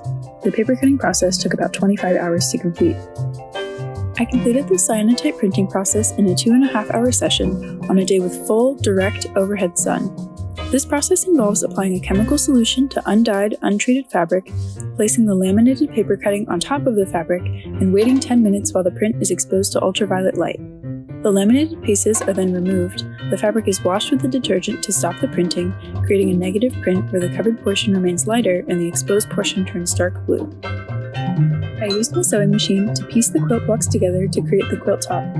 Once the quilt top was complete, I added backing fabric and cotton batting, pinned the layers together, hand quilted by stitching through all 3 layers of the quilt top, batting, and backing, added a label, and hand sewed binding to the edges of the quilt. The quilting process took about a week to complete. The themes of control and autonomy, narrative and advocacy, and safety and protection are present in all of the historical quilts I researched, as well as in my completed quilt. The themes of control and autonomy emerged through the use of materials in my project. Hand quilting is a slow and highly controlled process with the ability to rearrange the placement of quilt blocks and to remove or add stitches as needed. Paper cutting allows a maker to control what the imagery looks like as the paper is cut, but if they make an error, the paper cutting process may need to restart. Cyanotype printing is the least controlled process of the three, as it relies on the weather to provide full, direct sun, and the timing for each print is determined by the sun's position in the sky. Crafting is a spiritual practice to me as it connects me to myself, to others, and to larger universal experiences. Exploring the theme of spirituality through this project references both the purpose of quilts as spiritual extensions of their creators and the personal spiritual significance of the art processes used to create this quilt. In Jewish tradition, paper cutting is used to invite blessings into the home, comparable to making wishes, and I explored the theme of spirituality by creating paper cuttings as a culturally significant craft related to my Jewish identity and by incorporating images of common objects people make wishes on in Western culture. Wishes are a widely accepted form of belief in a higher power or larger belief in the universe. Exploring the materials provided me with a better understanding about their metaphorical and symbolic applications to art therapy practices. Paper cutting held significant symbolism as its existence as a binary craft. The paper either is or isn't there, and I reflected on absolutes and binaries that may show up for clients and clinicians, for example, the concepts of sobriety and abstinence. Cyanotype printing required me to ask for help from someone else as I realized I could not complete the process alone, much like clients and clinicians' reliance on other community members and support systems. Quilting was the calmest of the three processes, likely attributable to its neurobiologically regulating properties. Overall, my internal experience exposed me to the ups and downs of having the process unfold as expected or needing to rely on external factors to meet my goals. My research provided me with a wealth of information on quilting, craftivism, and the social model of addiction as separate concepts. However, I was unable to find much information on the intersections of these topics. I aim to add to the existing body of knowledge by threading the concepts of quilting, craftivism, and the social model of addiction together.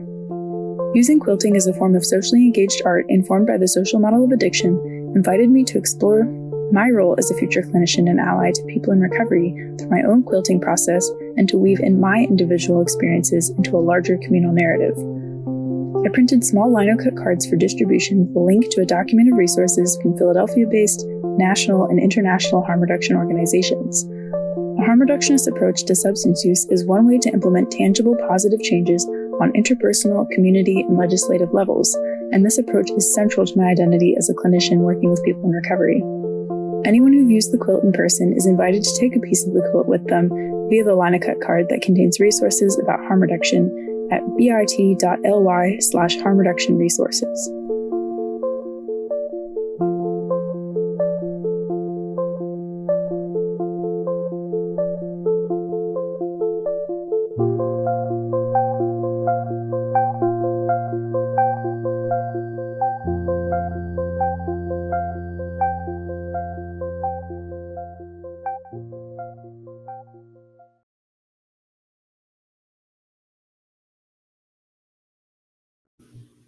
Hello, everyone. My name is Janae Boutrin, and I'm a second-year dance movement therapy and counseling student.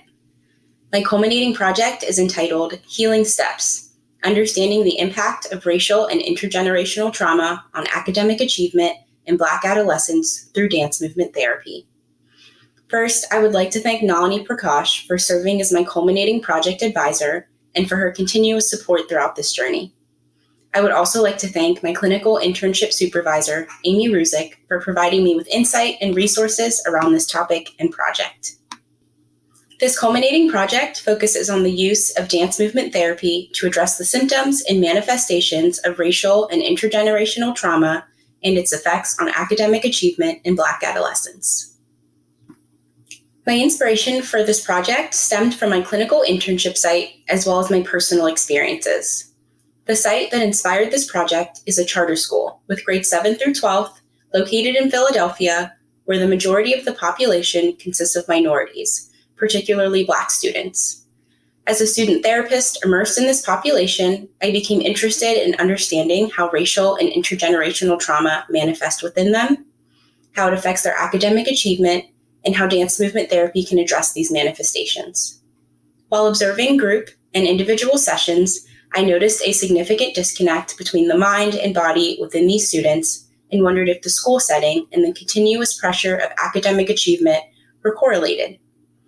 Being that the demographic of these students is Black, I also wondered how intergenerational and racial trauma played a role.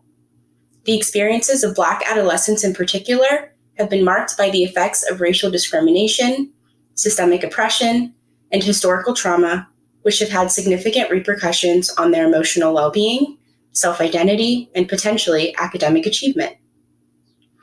I've always been interested in racial and intergenerational trauma, and as I learn more about these two types of trauma, I continually want to know more about its effects on different aspects of one's life.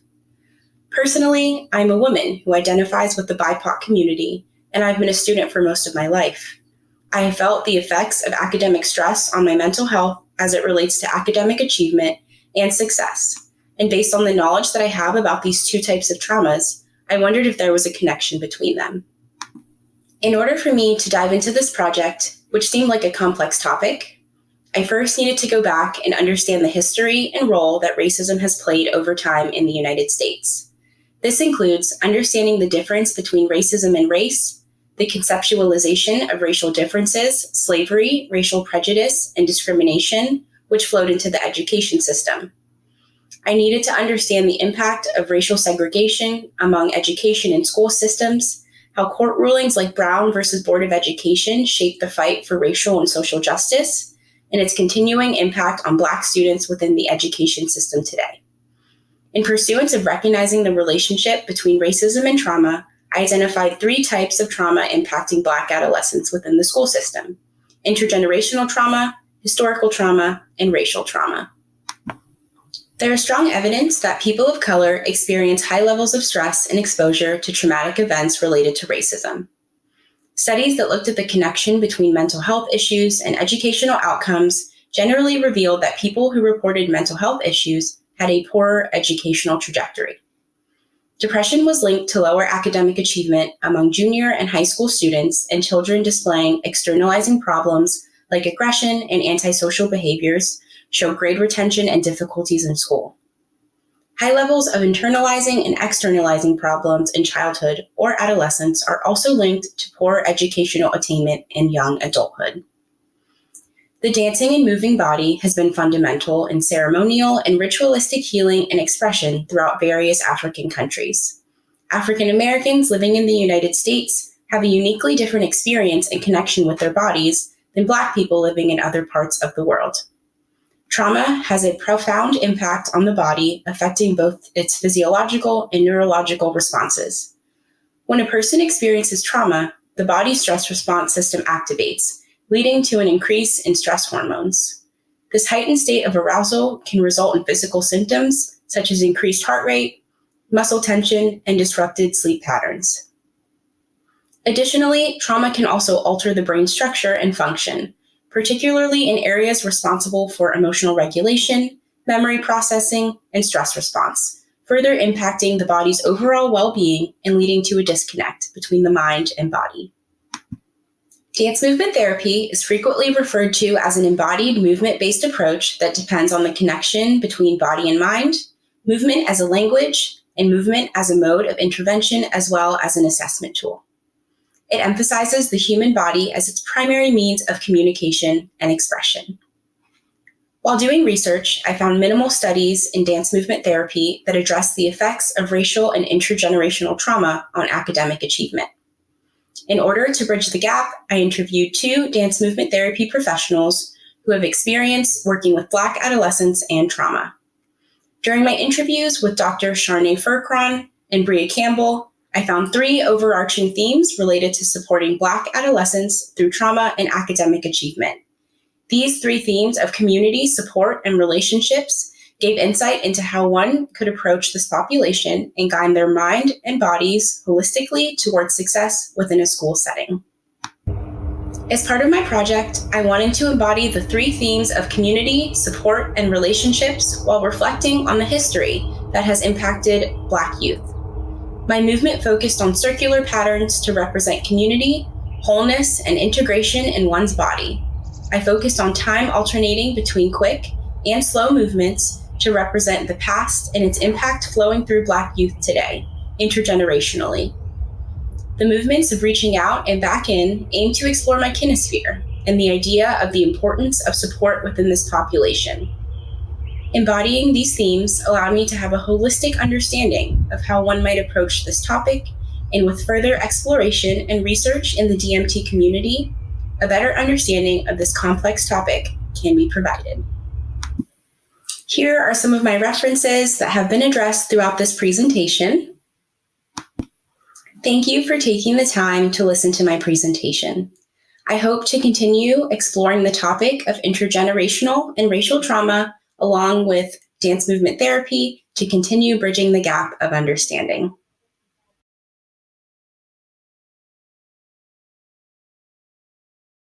My name is Brianna Marsh, and I will be presenting my grant proposal for a program that explores post-injury identity and survivors of traumatic brain injury using neuro-informed music therapy.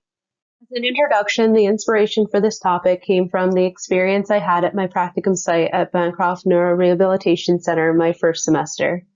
I met two persons served that made me want to further study the post-injury identity and meet the needs of these individuals through a more specified program. The first was a mid-30s cisgendered heterosexual white male that I will refer to as Client A. Client A suffered from a moderate TBI after hitting his head in a rock climbing accident. The injury left him visually impaired in both eyes, and later, at the time I was working with him, he developed generalized anxiety. He expressed feeling anxious as a blind person in an able-bodied world. He explained that he had began to display agoraphobic symptoms after getting lost on public transit. This story really resonated with me, and I found myself wanting to spend more time helping him with these treatment goals. The second person served was a mid-20s cisgendered bisexual white female that I will refer to as Client B. She received a severe traumatic brain injury after being hit by a car when crossing the street. Her injury left her symptoms of tremors, chronic pain, and a speech impairment. Client B's story impacted me because she was also a musician. She was once a violinist, but due to her injury, she was no longer able to play.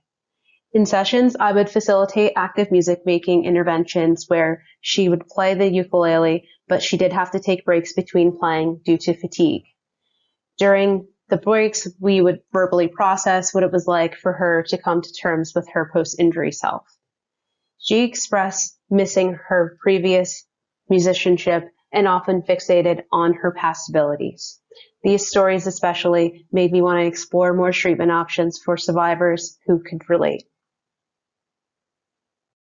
Traumatic brain injury, otherwise known as TBI, according to the CDC, is a penetrating injury to the head that changes how the brain functions.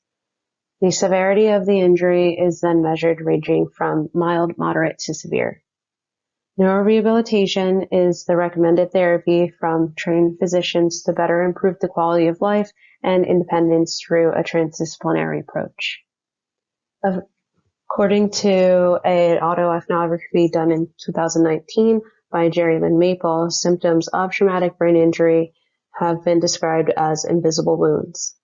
A physical disability may not be noticeable post-injury from an able-bodied perspective, but survivors like Jerry Lynn Maple have experienced and explored the negative effect traumatic brain injury has on a person's mental health following a traumatic event. In 2022, a qualitative study was performed by researchers to humanize brain injury rehabilitation. They defined a humanization code system based on insiderness, agency, uniqueness, togetherness, self-making, personal journey, sense of place, and embodiment. Results discovered that facilitators are able to best engage and understand survivors through the use of storytelling. In 2012, another autoethnography was published by researchers themselves to address the disparity between clinicians and client-centered research. In this study, 3 clinicians conducted research through listening to the needs of their clients, being sure to use mindful listening, and holding space for survivors to share their stories. They expressed that by building the rapport, they themselves were able to find more fulfillment in their service to their clients and were able to understand their clients' goals at a deeper level. In 2015, researchers conducted a neuroimaging study comparing veterans post-injury diagnosed with either TBI, post-traumatic stress disorder, or a diagnosis of both. Neuroimaging suggests that the parts of the brain that are injured due to high impact are connected to the same neural pathways that affect emotional needs in the body. When the severity of the traumatic brain injury furthers their disability, the individual receiving the client-centered care must make challenging decisions about their care while relinquishing aspects of their former identity. The findings within the Eichenbaum review ultimately challenge that post-traumatic growth is not the result of rehabilitation or therapy, but rather the process one goes through during rediscovery. The argument further suggests that the nature of post-traumatic growth does not guarantee positive impact. When working with TBI survivors, a symptom of post-injury self may include retrograde amnesia. Researchers have both noted in some cases the loss of memory does not reduce the effects of post-traumatic stress. However, empirical research notes that the evidence of post-traumatic growth does not decrease distress tolerance from self-awareness alone. Eichenbaum reviewed several studies that associate successful post-traumatic outcomes through action following post-traumatic growth. Music therapy, or NMT, targets varied effects of brain injury ranging from speech to emotional regulation coping skills. Unfortunately, fewer research has been conducted to show the effectiveness of NMT in relation to patients' identity following a traumatic brain injury. However, Connolly explored positive post-traumatic outcomes of neuro-informed music therapy.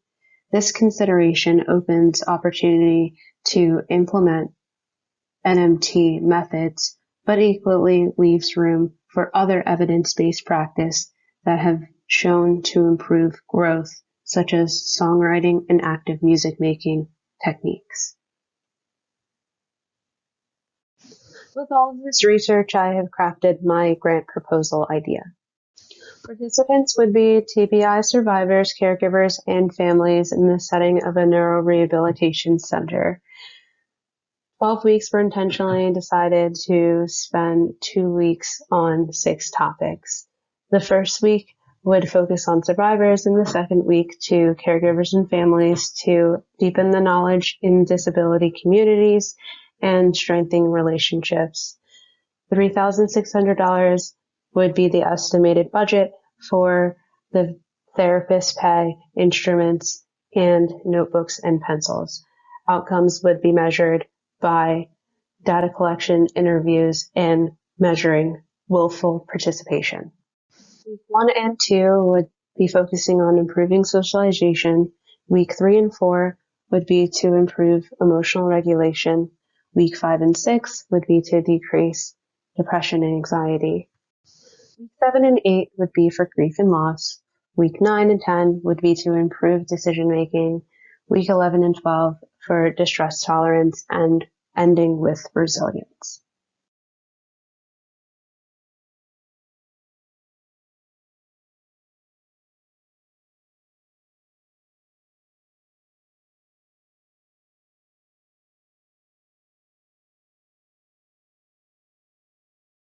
Living with the lasting effects of trauma can be challenging, to say the least. I've seen it with my clients I work with, and I've seen it in my own trauma healing process. For myself, I often felt like a victim to my body's physical reactions. I experienced physical and somatic symptoms of trauma, causing confusion and feeling of disconnection between my mind and my body. Trauma impacts a person through biological, psychological, and social facets. It can leave long-lasting effects on a person and impede on daily functioning. The brain changes when trauma is introduced. It can change the activity to levels in parts of the brain, resulting in experiencing somatic symptoms and difficulty thinking or speaking. When it comes to traditional talk therapy, this can be a barrier to treatment. If it's hard to think and speak about trauma, and if these somatic symptoms from trauma can be so debilitating, I wanted to know what kinds of therapy currently work with tending to the physical symptoms of trauma and less about the cognitive symptoms. Sensory motor psychotherapy is a therapeutic intervention that works to integrate the body and the mind. It focuses on addressing our automatic, unresolved stress responses from the trauma and aims to widen the window of tolerance a person has to manage their anxiety levels while experiencing these physically distressing symptoms. When applying this as an intervention, the client is guided by the therapist to practice observing and naming their physical responses as they verbally retell their trauma story. Over time, the goal is to increase body awareness and tolerance of these distressing physical symptoms from trauma. Now, for art therapy, I was interested to know what kinds of interventions from art therapy focus on the physical acts of interacting with art material and how that could be used to access trauma. I found that clay provides an opportunity in this way to transform a client's relationship to an object or memory. Clay also has regulatory properties that help with grounding and emotional regulation. The interaction of art media is inherently a physical experience. However we interact with art, we're using art making as a way to connect with our mind and our body on a deeper, pre-verbal level. My goal for this project was to create an approach to trauma healing that provides a deeper connection to our body-based experiences of our trauma.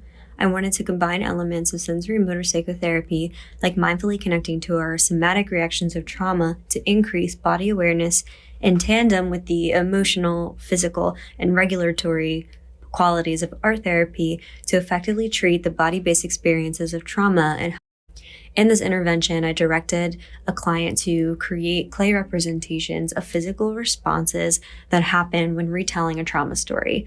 I wanted to use clay because it already is a sensory-based art material, which pairs well with the goals of sensory motor psychotherapy to pay attention to the physical experiences. As the client retells the trauma story, they will stop and name any physical bodily reactions during the story. As the client experiences these states of arousal, their anxiety can rise, and this is when clay can be used to regulate and help with grounding.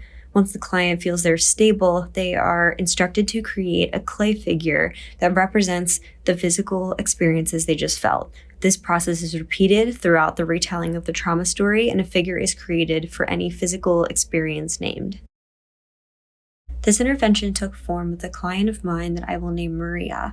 Maria presents with PTSD, depression, general anxiety, and agoraphobia. Her trauma stems from a sexual assault when she was 16. Like many people with PTSD, avoidant behavior is prominent with Maria. It has affected her daily functioning, and over time she began to avoid anything that reminded her of her assault, resulting in all of her diagnoses. In our sessions, Maria would often dissociate or shut down when speaking any further about her trauma. I believe this intervention, utilizing clay as emotional regulation to stay grounded throughout the story, in combination with connecting to her physical reactions on a deeper level, would allow Maria to follow through these stress responses without shutting down, and with practice could help widen her window of tolerance of these stressors. In our first session, she created 4 clay representations of her physical body responses. She first noticed her heart pounding in her chest, then followed by heat radiating through her upper body. I directed her to pay close attention to these sensations and had her describe them in detail. I had her take the clay and begin to manipulate it in her hands for a minute to self-regulate. Once she felt comfortable, she created the first 2 clay figures pictured. She described her first figure as a rock, which she referred to the feeling of her heart palpitations in her chest. Then she created a sphere to represent the radiating heat she felt in her torso. Next, she began to retell the beginning of her attack, and she noted a feeling which she described as anger in her body. Again, I encouraged her to pay attention to that feeling and describe it in detail. She utilized the clay again and created the 3rd clay figure here. With this one, she used the end of the paintbrush to puncture the clay. Maria described the holes in the clay figure as broken and identified feeling loss. The glass clay figure here is what Maria described as a shield. She reported feeling a coldness that was in the same area where the radiating heat was in her torso. Her feeling of anger shifted to confusion, and she began questioning her memory of her assault. She described the shield she made as a coldness she felt wrapped around her confusion. At the end of the first session, Maria looked over her clay figures and said, "They're all circles, they're all trapped." We dissected this thought and identified these physical reactions feeling trapped within her body. In our second session, she ended up creating 5 more clay figures that represented her physical reactions while retelling the story. She noted more responses, such as a pressure in her chest, her muscles tensing and twisting, and a pain in her back that happened during her assault, and feeling numb throughout her body. As we looked over all the pieces Maria made, she began to cry. And she said, "They look like broken body parts. They live in my body, and now I can see them all." Being able to see just how her body reacts seemed to impact Maria emotionally. I had one more follow-up session with her to receive her feedback. We discussed how the clay helped her stay in reality, and she appeared to stay present throughout her sessions without signs of dissociation, something that she was not able to do before. She also noted the intervention as a whole helped her realize how much her body remembers and responds to triggers in her trauma. She said, "I didn't know how much it takes over your body. I feel like I understand my triggers more now and why they happen." Through the art figure she made, she seemed to see more concretely just how much her body was reacting to the event still to this day. Utilizing clay as the art medium in this intervention appeared to be beneficial for emotional regulation, as well as an increased sense of body awareness. With this project, I wanted to contribute an alternative to trauma therapy that focused on treating the physical symptoms of trauma in order to help reconnect the mind and the body.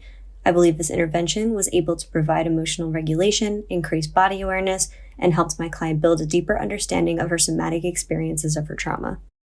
Some considerations for the future: there could be more research to determine the efficacy of the intervention. This was only applied to one client in this project and completed only 2 sessions so far. More sessions could be applied to see results over time. This also may not be applicable to all clients with trauma and provide the same results. I plan to continue this work with Maria and other trauma clients in my future as an art therapist.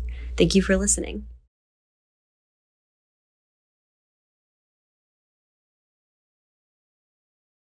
Hi everyone, today I will present you my culminating project titled Application of Culturally Sensitive Dance Movement Therapy with the Adult Hispanic Latinx Population Struggling with Substance Abuse, an Informed Practice Approach by Andrea Rivera Figueroa. I want to thank God first for giving me a fantastic family advisor, Dr. Nalini Prakash, and Professor Dr. Minjun Chim, who inspired me and supported me to create this project. My interest in this topic came up while seeking my way back home on a foreign country. You might be asking, so what is home for you? My home for me is my culture. It's feeling in my body the rhythms of my music, the movement of my dancing, the words of my language, the love of my people. People struggling with substance use tend to use substances as a coping mechanism to escape from pain in their bodies. Therefore, I wanted to create a project with the purpose of helping the Hispanic Latinx with substance use find their way back to their home through their culture. According to the United States Census Bureau survey, the United States has 62.6 million Hispanic Latinx people, making them the nation's most significant ethnic minority. This ethnic population includes 5.7 million out of the 46.3 million people who met the applicable DSM-5 criteria for having a substance use disorder in the past year. While working in my internship in a rehabilitation unit with the mentioned population, I noticed how important it was for them to receive treatment in Spanish and that their cultural values and needs were taken in consideration. Therefore, for clinicians to build rapport with this population in a culturally responsive manner, the following cultural values and beliefs should be considered.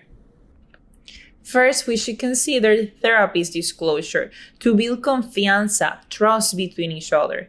Hispanic Latinx who values orgullo, pride, can feel like disgracing their family when sharing their situation with a non-family member. Flexibility with the terms used while explaining what therapy is due to the existing stigma toward receiving mental health services. Therapy sensitivity toward personalismo or personalism, which is being flexible with time and where services are provided. Recognize the respect they have toward elders, parents, and people in position of power.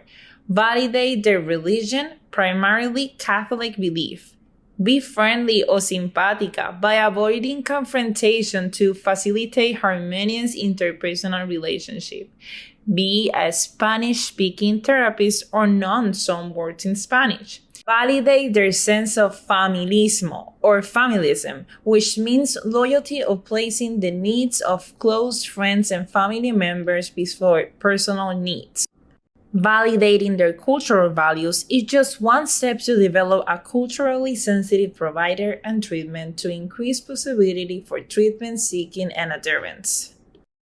According to Gallardo and Curry, Latinos face sociocultural and sociopolitical challenges as a racial ethnic minority groups that the traditional Euro-American treatment model neither addresses nor validates, which can lead to mental and physical health issues and risk behaviors such as alcohol and drug use. Some of those stressors are loss of social networks due to separation from family and friends, loss of social status due to language barrier and lack of educational attainment, family conflict and change of gender roles, discrimination, fear of deportation, acculturation, bicultural stress, balancing the expectations and demands of U.S. culture and one's culture of origin, lack of access to healthcare, unsafe neighborhoods, unemployment. Therefore, I created 2 DMT culturally sensitive sessions that consider the cultural values and sociopolitical situation to ensure full participant engagement throughout the session, where I use my sympathy, Spanish language, Puerto Rican colloquialism, and introduces spontaneous conversations about life for trust, confianza building, and to move the group to an improvisational movement exploration held by constant upbeat rhythms and peer support.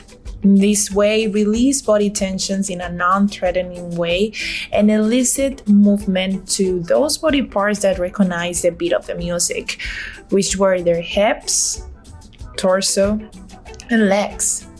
This prepared their bodies to engage in body memories about their life experiences with substances and without substances.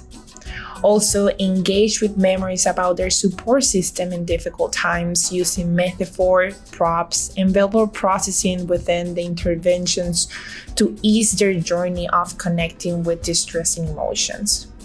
During the sessions, that seems to help them manage their orgullo, pride, to have space to express their desire to connect with others again, their pain due to family rejection, and their financial and employment uncertainties. Dance movement therapy culturally sensitive sessions are just one part of creating a culturally responsive treatment.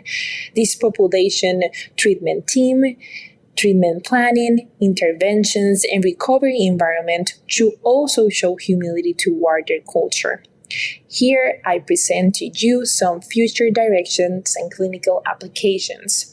Clinicians in DMT can utilize the information gathered in this project to learn and apply in their individual and group sessions the Hispanic Latinx cultural values and sociopolitical situations to better relate to them and understand them. Also, DMTs can use this information to include in their sessions this population movement characteristics, music, and relational preference to facilitate emotional and verbal self-expression and comfort throughout treatment in a body level. I hope this project catalyzes a dialogue and inquiry about the possible reasons for treatment dropout and lack of motivation for treatment in the substance abuse treatment center with Hispanic Latinx. Moreover, I hope this project encourages organizations always to provide culturally sensitive treatment for this population or any other marginalized community to enhance treatment satisfaction. Here are my references. I hope that you enjoyed this presentation and thank you so much for listening.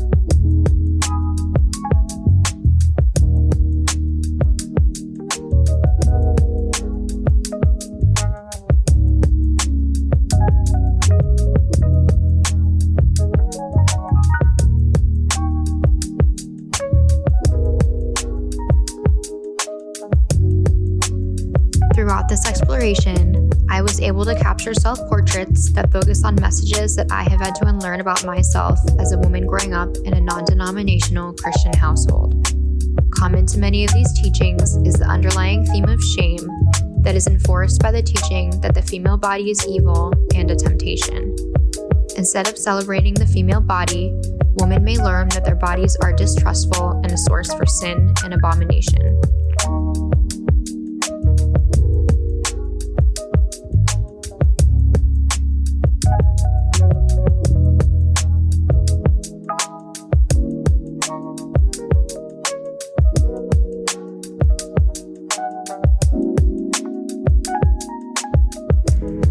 While religion is sometimes viewed as a protective factor and positive influence on human life, it also has the potential to cause harm to individuals. These specific teachings have enforced discrimination against the female body, and yet they continue to function and have salience in society among different individuals, groups, communities, and cultures. Because of this, the idea for my project was centered around celebrating and embracing the female body.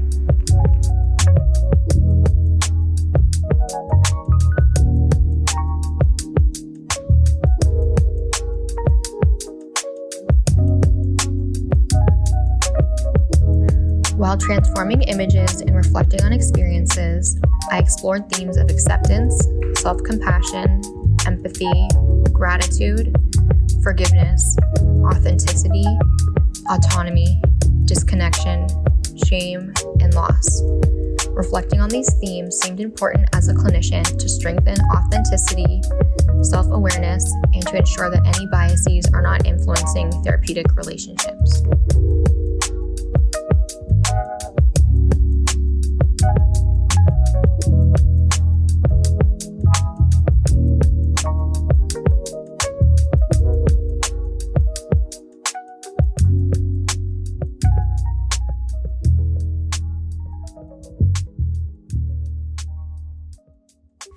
Engaging in art-making processes promotes self-expression surrounding religious trauma. It may also increase self-worth and strengthen and redefine authentic identities. Ultimately, this process promotes control and autonomy through decision-making and freedom.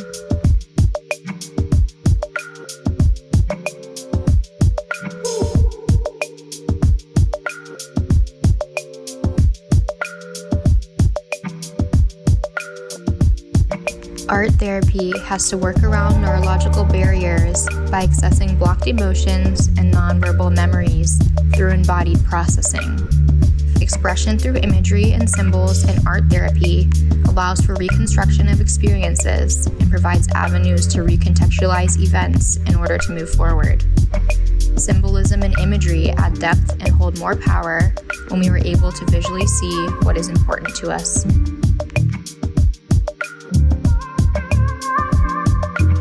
There is evidence that the creation of a trauma narrative in art therapy is effective in alleviating trauma responses. This is because it creates a nonverbal visualization to both safe and unsafe experiences. Visual imagery is used as an avenue for conversation and gives words to otherwise nonverbal thoughts and emotions. In a supportive environment, artistic imagery that is used as the basis for expression can be a non-threatening way to engage in the sharing of those experiences. Healing from shame requires a change in behavior and perspective. To understand and respond to shame, we must embrace certain aspects and leave others behind. Developer of shame resilience theory, Brené Brown, explained that this process involves connecting with your authentic self and fostering meaningful relationships with others. She suggested that moving towards shame creates feelings of fear, blame, and disconnection, and that moving towards empathy and vulnerability creates feelings of courage, connection, and compassion. I am not responsible for others' thoughts and feelings about my body.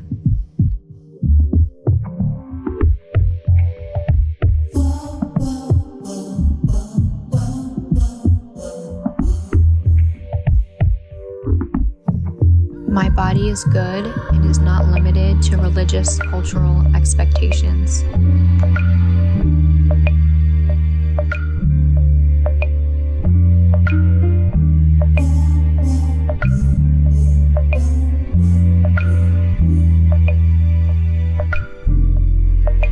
My clothing choices do not define my inherent worth.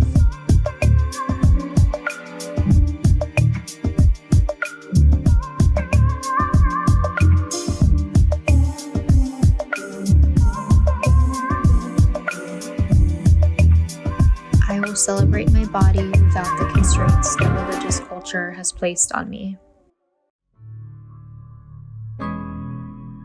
This exploration incorporated Harry Aponte's therapeutic framework of the person of the therapist model, which encourages therapists to work towards an increased awareness, understanding, and acceptance of personal issues with intention to find resolution.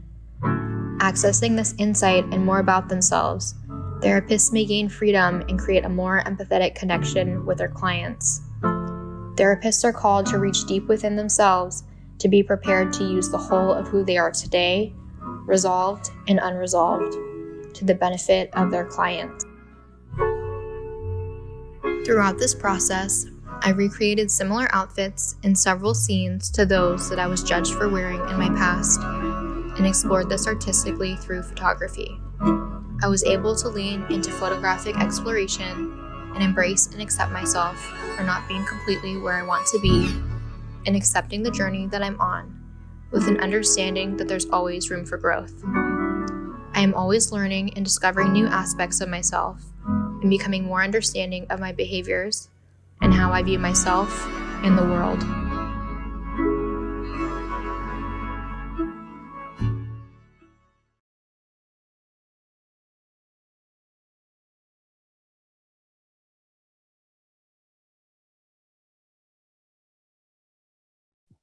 Welcome to the Q&A for Module 2. I'm Denise Wolf, resident faculty in the Graduate Art Therapy Department, and we have a student moderator here with us today.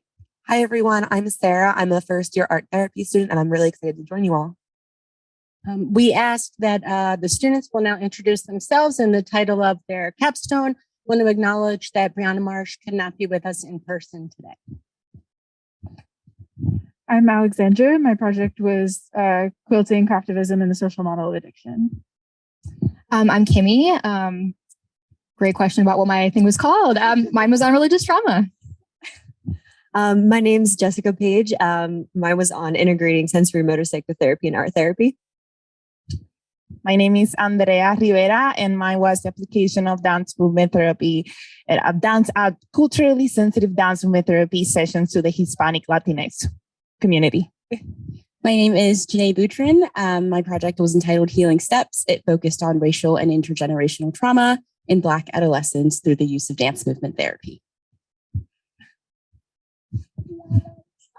Thank you. So I want to begin with a discussion of the impact of trauma treatment on the therapist. That's a common conversation, and I wanted to explore that with you all first through the lens of vicarious resilience, which is the paradoxical effect of bounce and buffer when working with trauma. And one way that is built is through identification and expression of your own personal and professional theory of treatment. So I'm wondering how, if and how your capstone work helped to support this idea of bounce and buffer, how you might have experienced that over the last few quarters. That's for anyone, we'll kind of pass that around. So my project reflected a community that I worked with closely at my internship site, working with people in recovery in Philadelphia.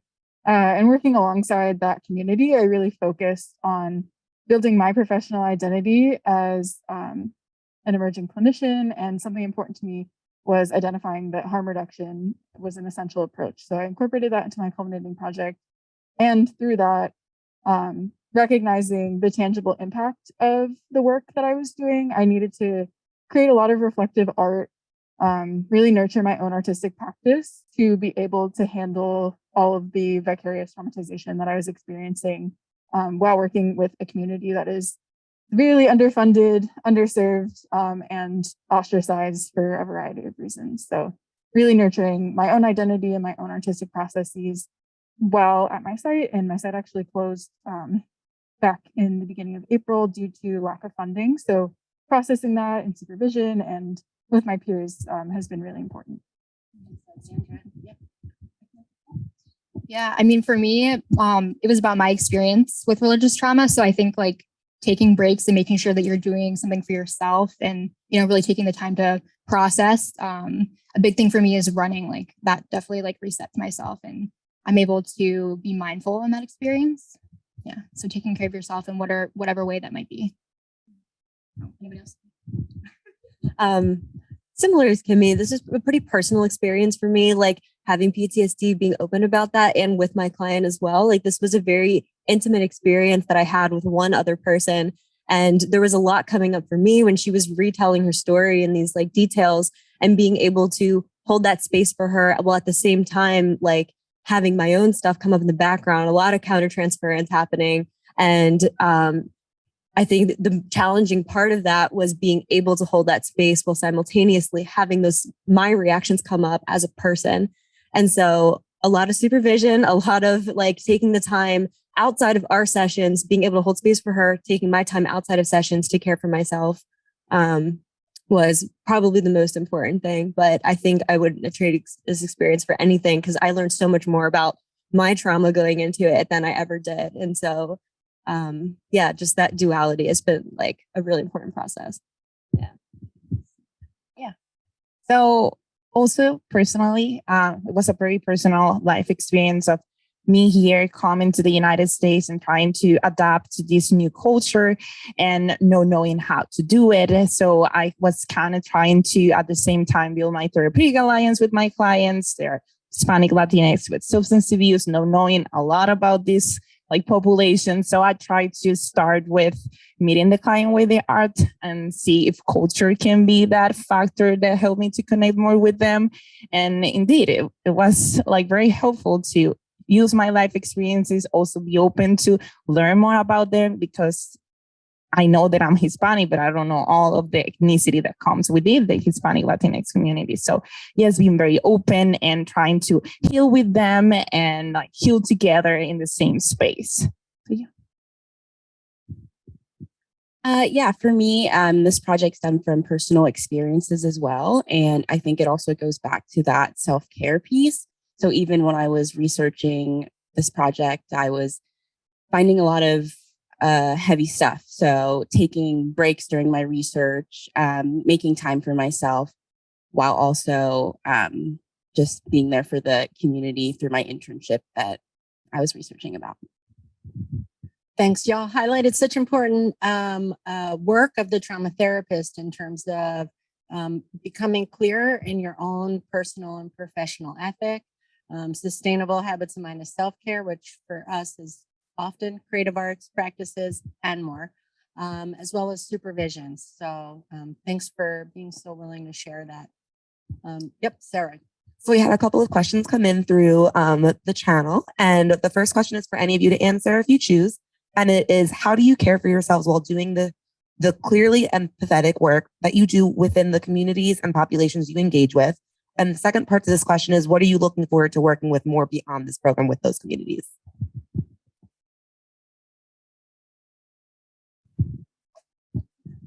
Something that while doing this project I found was really important was the role of the therapist as an advocate, like for and with the communities that we work with. And I think that's a really powerful way to transform the world that we are a part of as healing professionals, and taking some of those feelings that we don't always know where to place and putting it back into the community and being able to use that as our driving force, which was very important to me. And that's why I did a project that was focused on craftivism, and I encourage folks to learn more about my project. If you're present, take a card from downstairs. If you're not, the link was shared.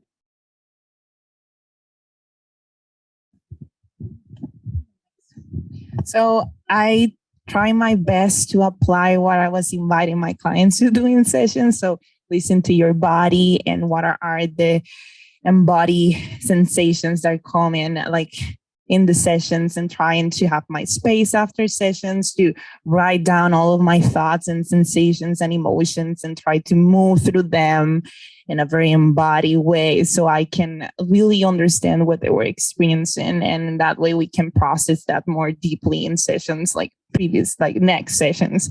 So try to do like that balance of, oh, I'm telling you to do this, or like, let's try this, but also try it for myself. Yeah. Anyone else want to add anything? I think it's really great that you're able to all reflect upon these experiences and the way that you've already worked with these communities and the way you want to adapt and move forward, just dependent on those experiences or what is cultivating with you inside. I think it's a really great point to bring up. So another question is specifically for Andrea. It is often noted that in the Hispanic Latinx community includes many different ethnical or cultural groups, and these differences need to be considered in therapy. Are there any areas of dissonance or resonance that you've noted? Yes. First, I'm a woman within men, so I kind of realize there's a lot of internalized oppression of what it means to be a woman around men, and something that I didn't realize because, yeah, it's a very vulnerable therapeutic space. You are here as an authority, and you have a power role. And sometimes I feel like there's a lot of jokes and something that I didn't understand. I feel like right in my body. So I needed to understand a little bit of what it means to be in a Hispanic Latinx community, to be a woman, and what that implies. And and also a lot of my vocabulary, I'm Puerto Rican, so there was Mexican, Dominican Republic, and people from different countries, Latinx countries. And so I was trying to see what my slang words and their slang words, and what I think, different meanings of different words. So I was trying to also communicate with them, but also be open of, do you use this word in Spanish or not? And do you dance like this? No, we dance like that. So it was be open to different body dialogues and also words dialogues. So yeah, there's a diversity, but we need to be open and to dialogue. Yeah. That was for me. Thank you for being vulnerable and sharing about your personal experience, especially in your own community as well. So then the next question is for anybody to answer. Was there anything new that you learned about yourselves as a blossoming creative arts therapist, the art making process within your project, or through your reading of the project? That you want to share?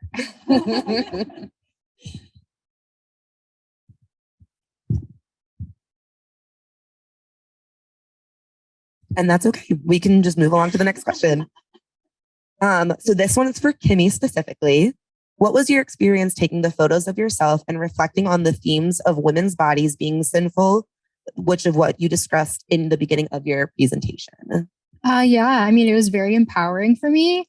I think it was a great way to experience kind of creating my own trauma narrative and seeing what that was like. I'm really glad that I did it. And I feel like this is the beginning of that exploration. I'm going to continue it. Thank you. Denise, is there anything else you want to add? Oh, so yes, there's a question of, I know that defining capstone research is a big process, a funnel that keeps opening and closing. And so I'm wondering what's on the B side, right? What's an idea or a topic that you didn't pursue that came up, to you as juicy at one point? Something I considered pursuing in the very beginning of the Culminating project process was accessibility of materials. Actually, in your class, I created an accessible knitting tool because I was integrating knitting with groups and individuals at my internship site. So I was really interested in adaptive tools and how to make an inaccessible process much more accessible. But I decided to pursue something that was a little different just because knitting was kind of my reprieve from the Culminating project, and I didn't want to lose that. So I went in a different direction for that. So what you're saying is that's postgraduate research we're doing together? Oh, okay. All right. Anybody else? A B-side story?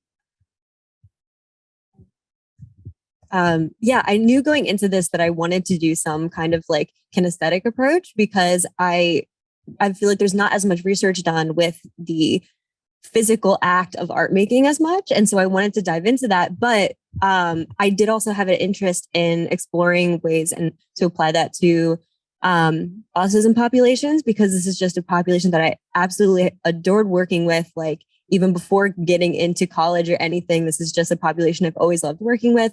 And the therapy that I've done since starting internship and everything, like these are also clients that I am so drawn to. Like it's like my trauma population and the autism clients. Like those are like my top ones. So I think there's like, I definitely see myself getting pulled in those directions. Thanks, Jess. Yeah. So for me, I think I was still interested in the intergenerational trauma route, but there's so many different avenues and populations and settings that I could have explored that in. So I had to narrow it down to a specific population before I got too overwhelmed. Yeah.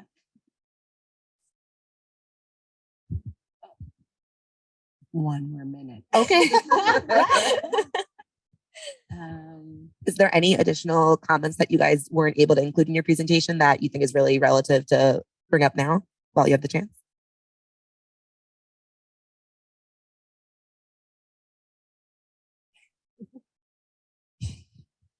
I'll just say one thing, I guess. Just like, I guess working with trauma this is just a very intense work sometimes. And this just takes a lot of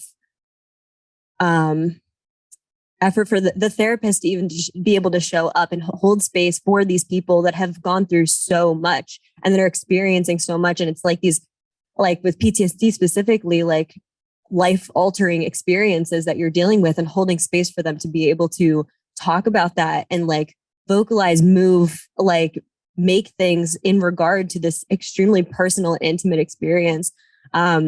I absolutely love being able to like share that intimate space with another person and be able to hold space. I think it's just like one of the most beautiful things that I've like gathered as a therapist and like continue to want to pursue.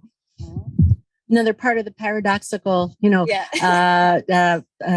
oh my gosh, the paradox of vicarious resilience, right, is bearing witness to our clients' stories of overcoming and endurance. So with that, we'll wrap up module 2 and lunch. So come back at 1:30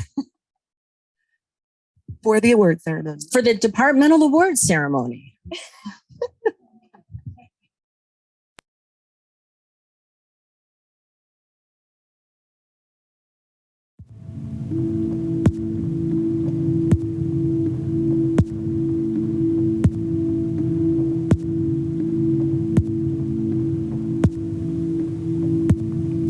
You're gonna say that I'm on my high horse.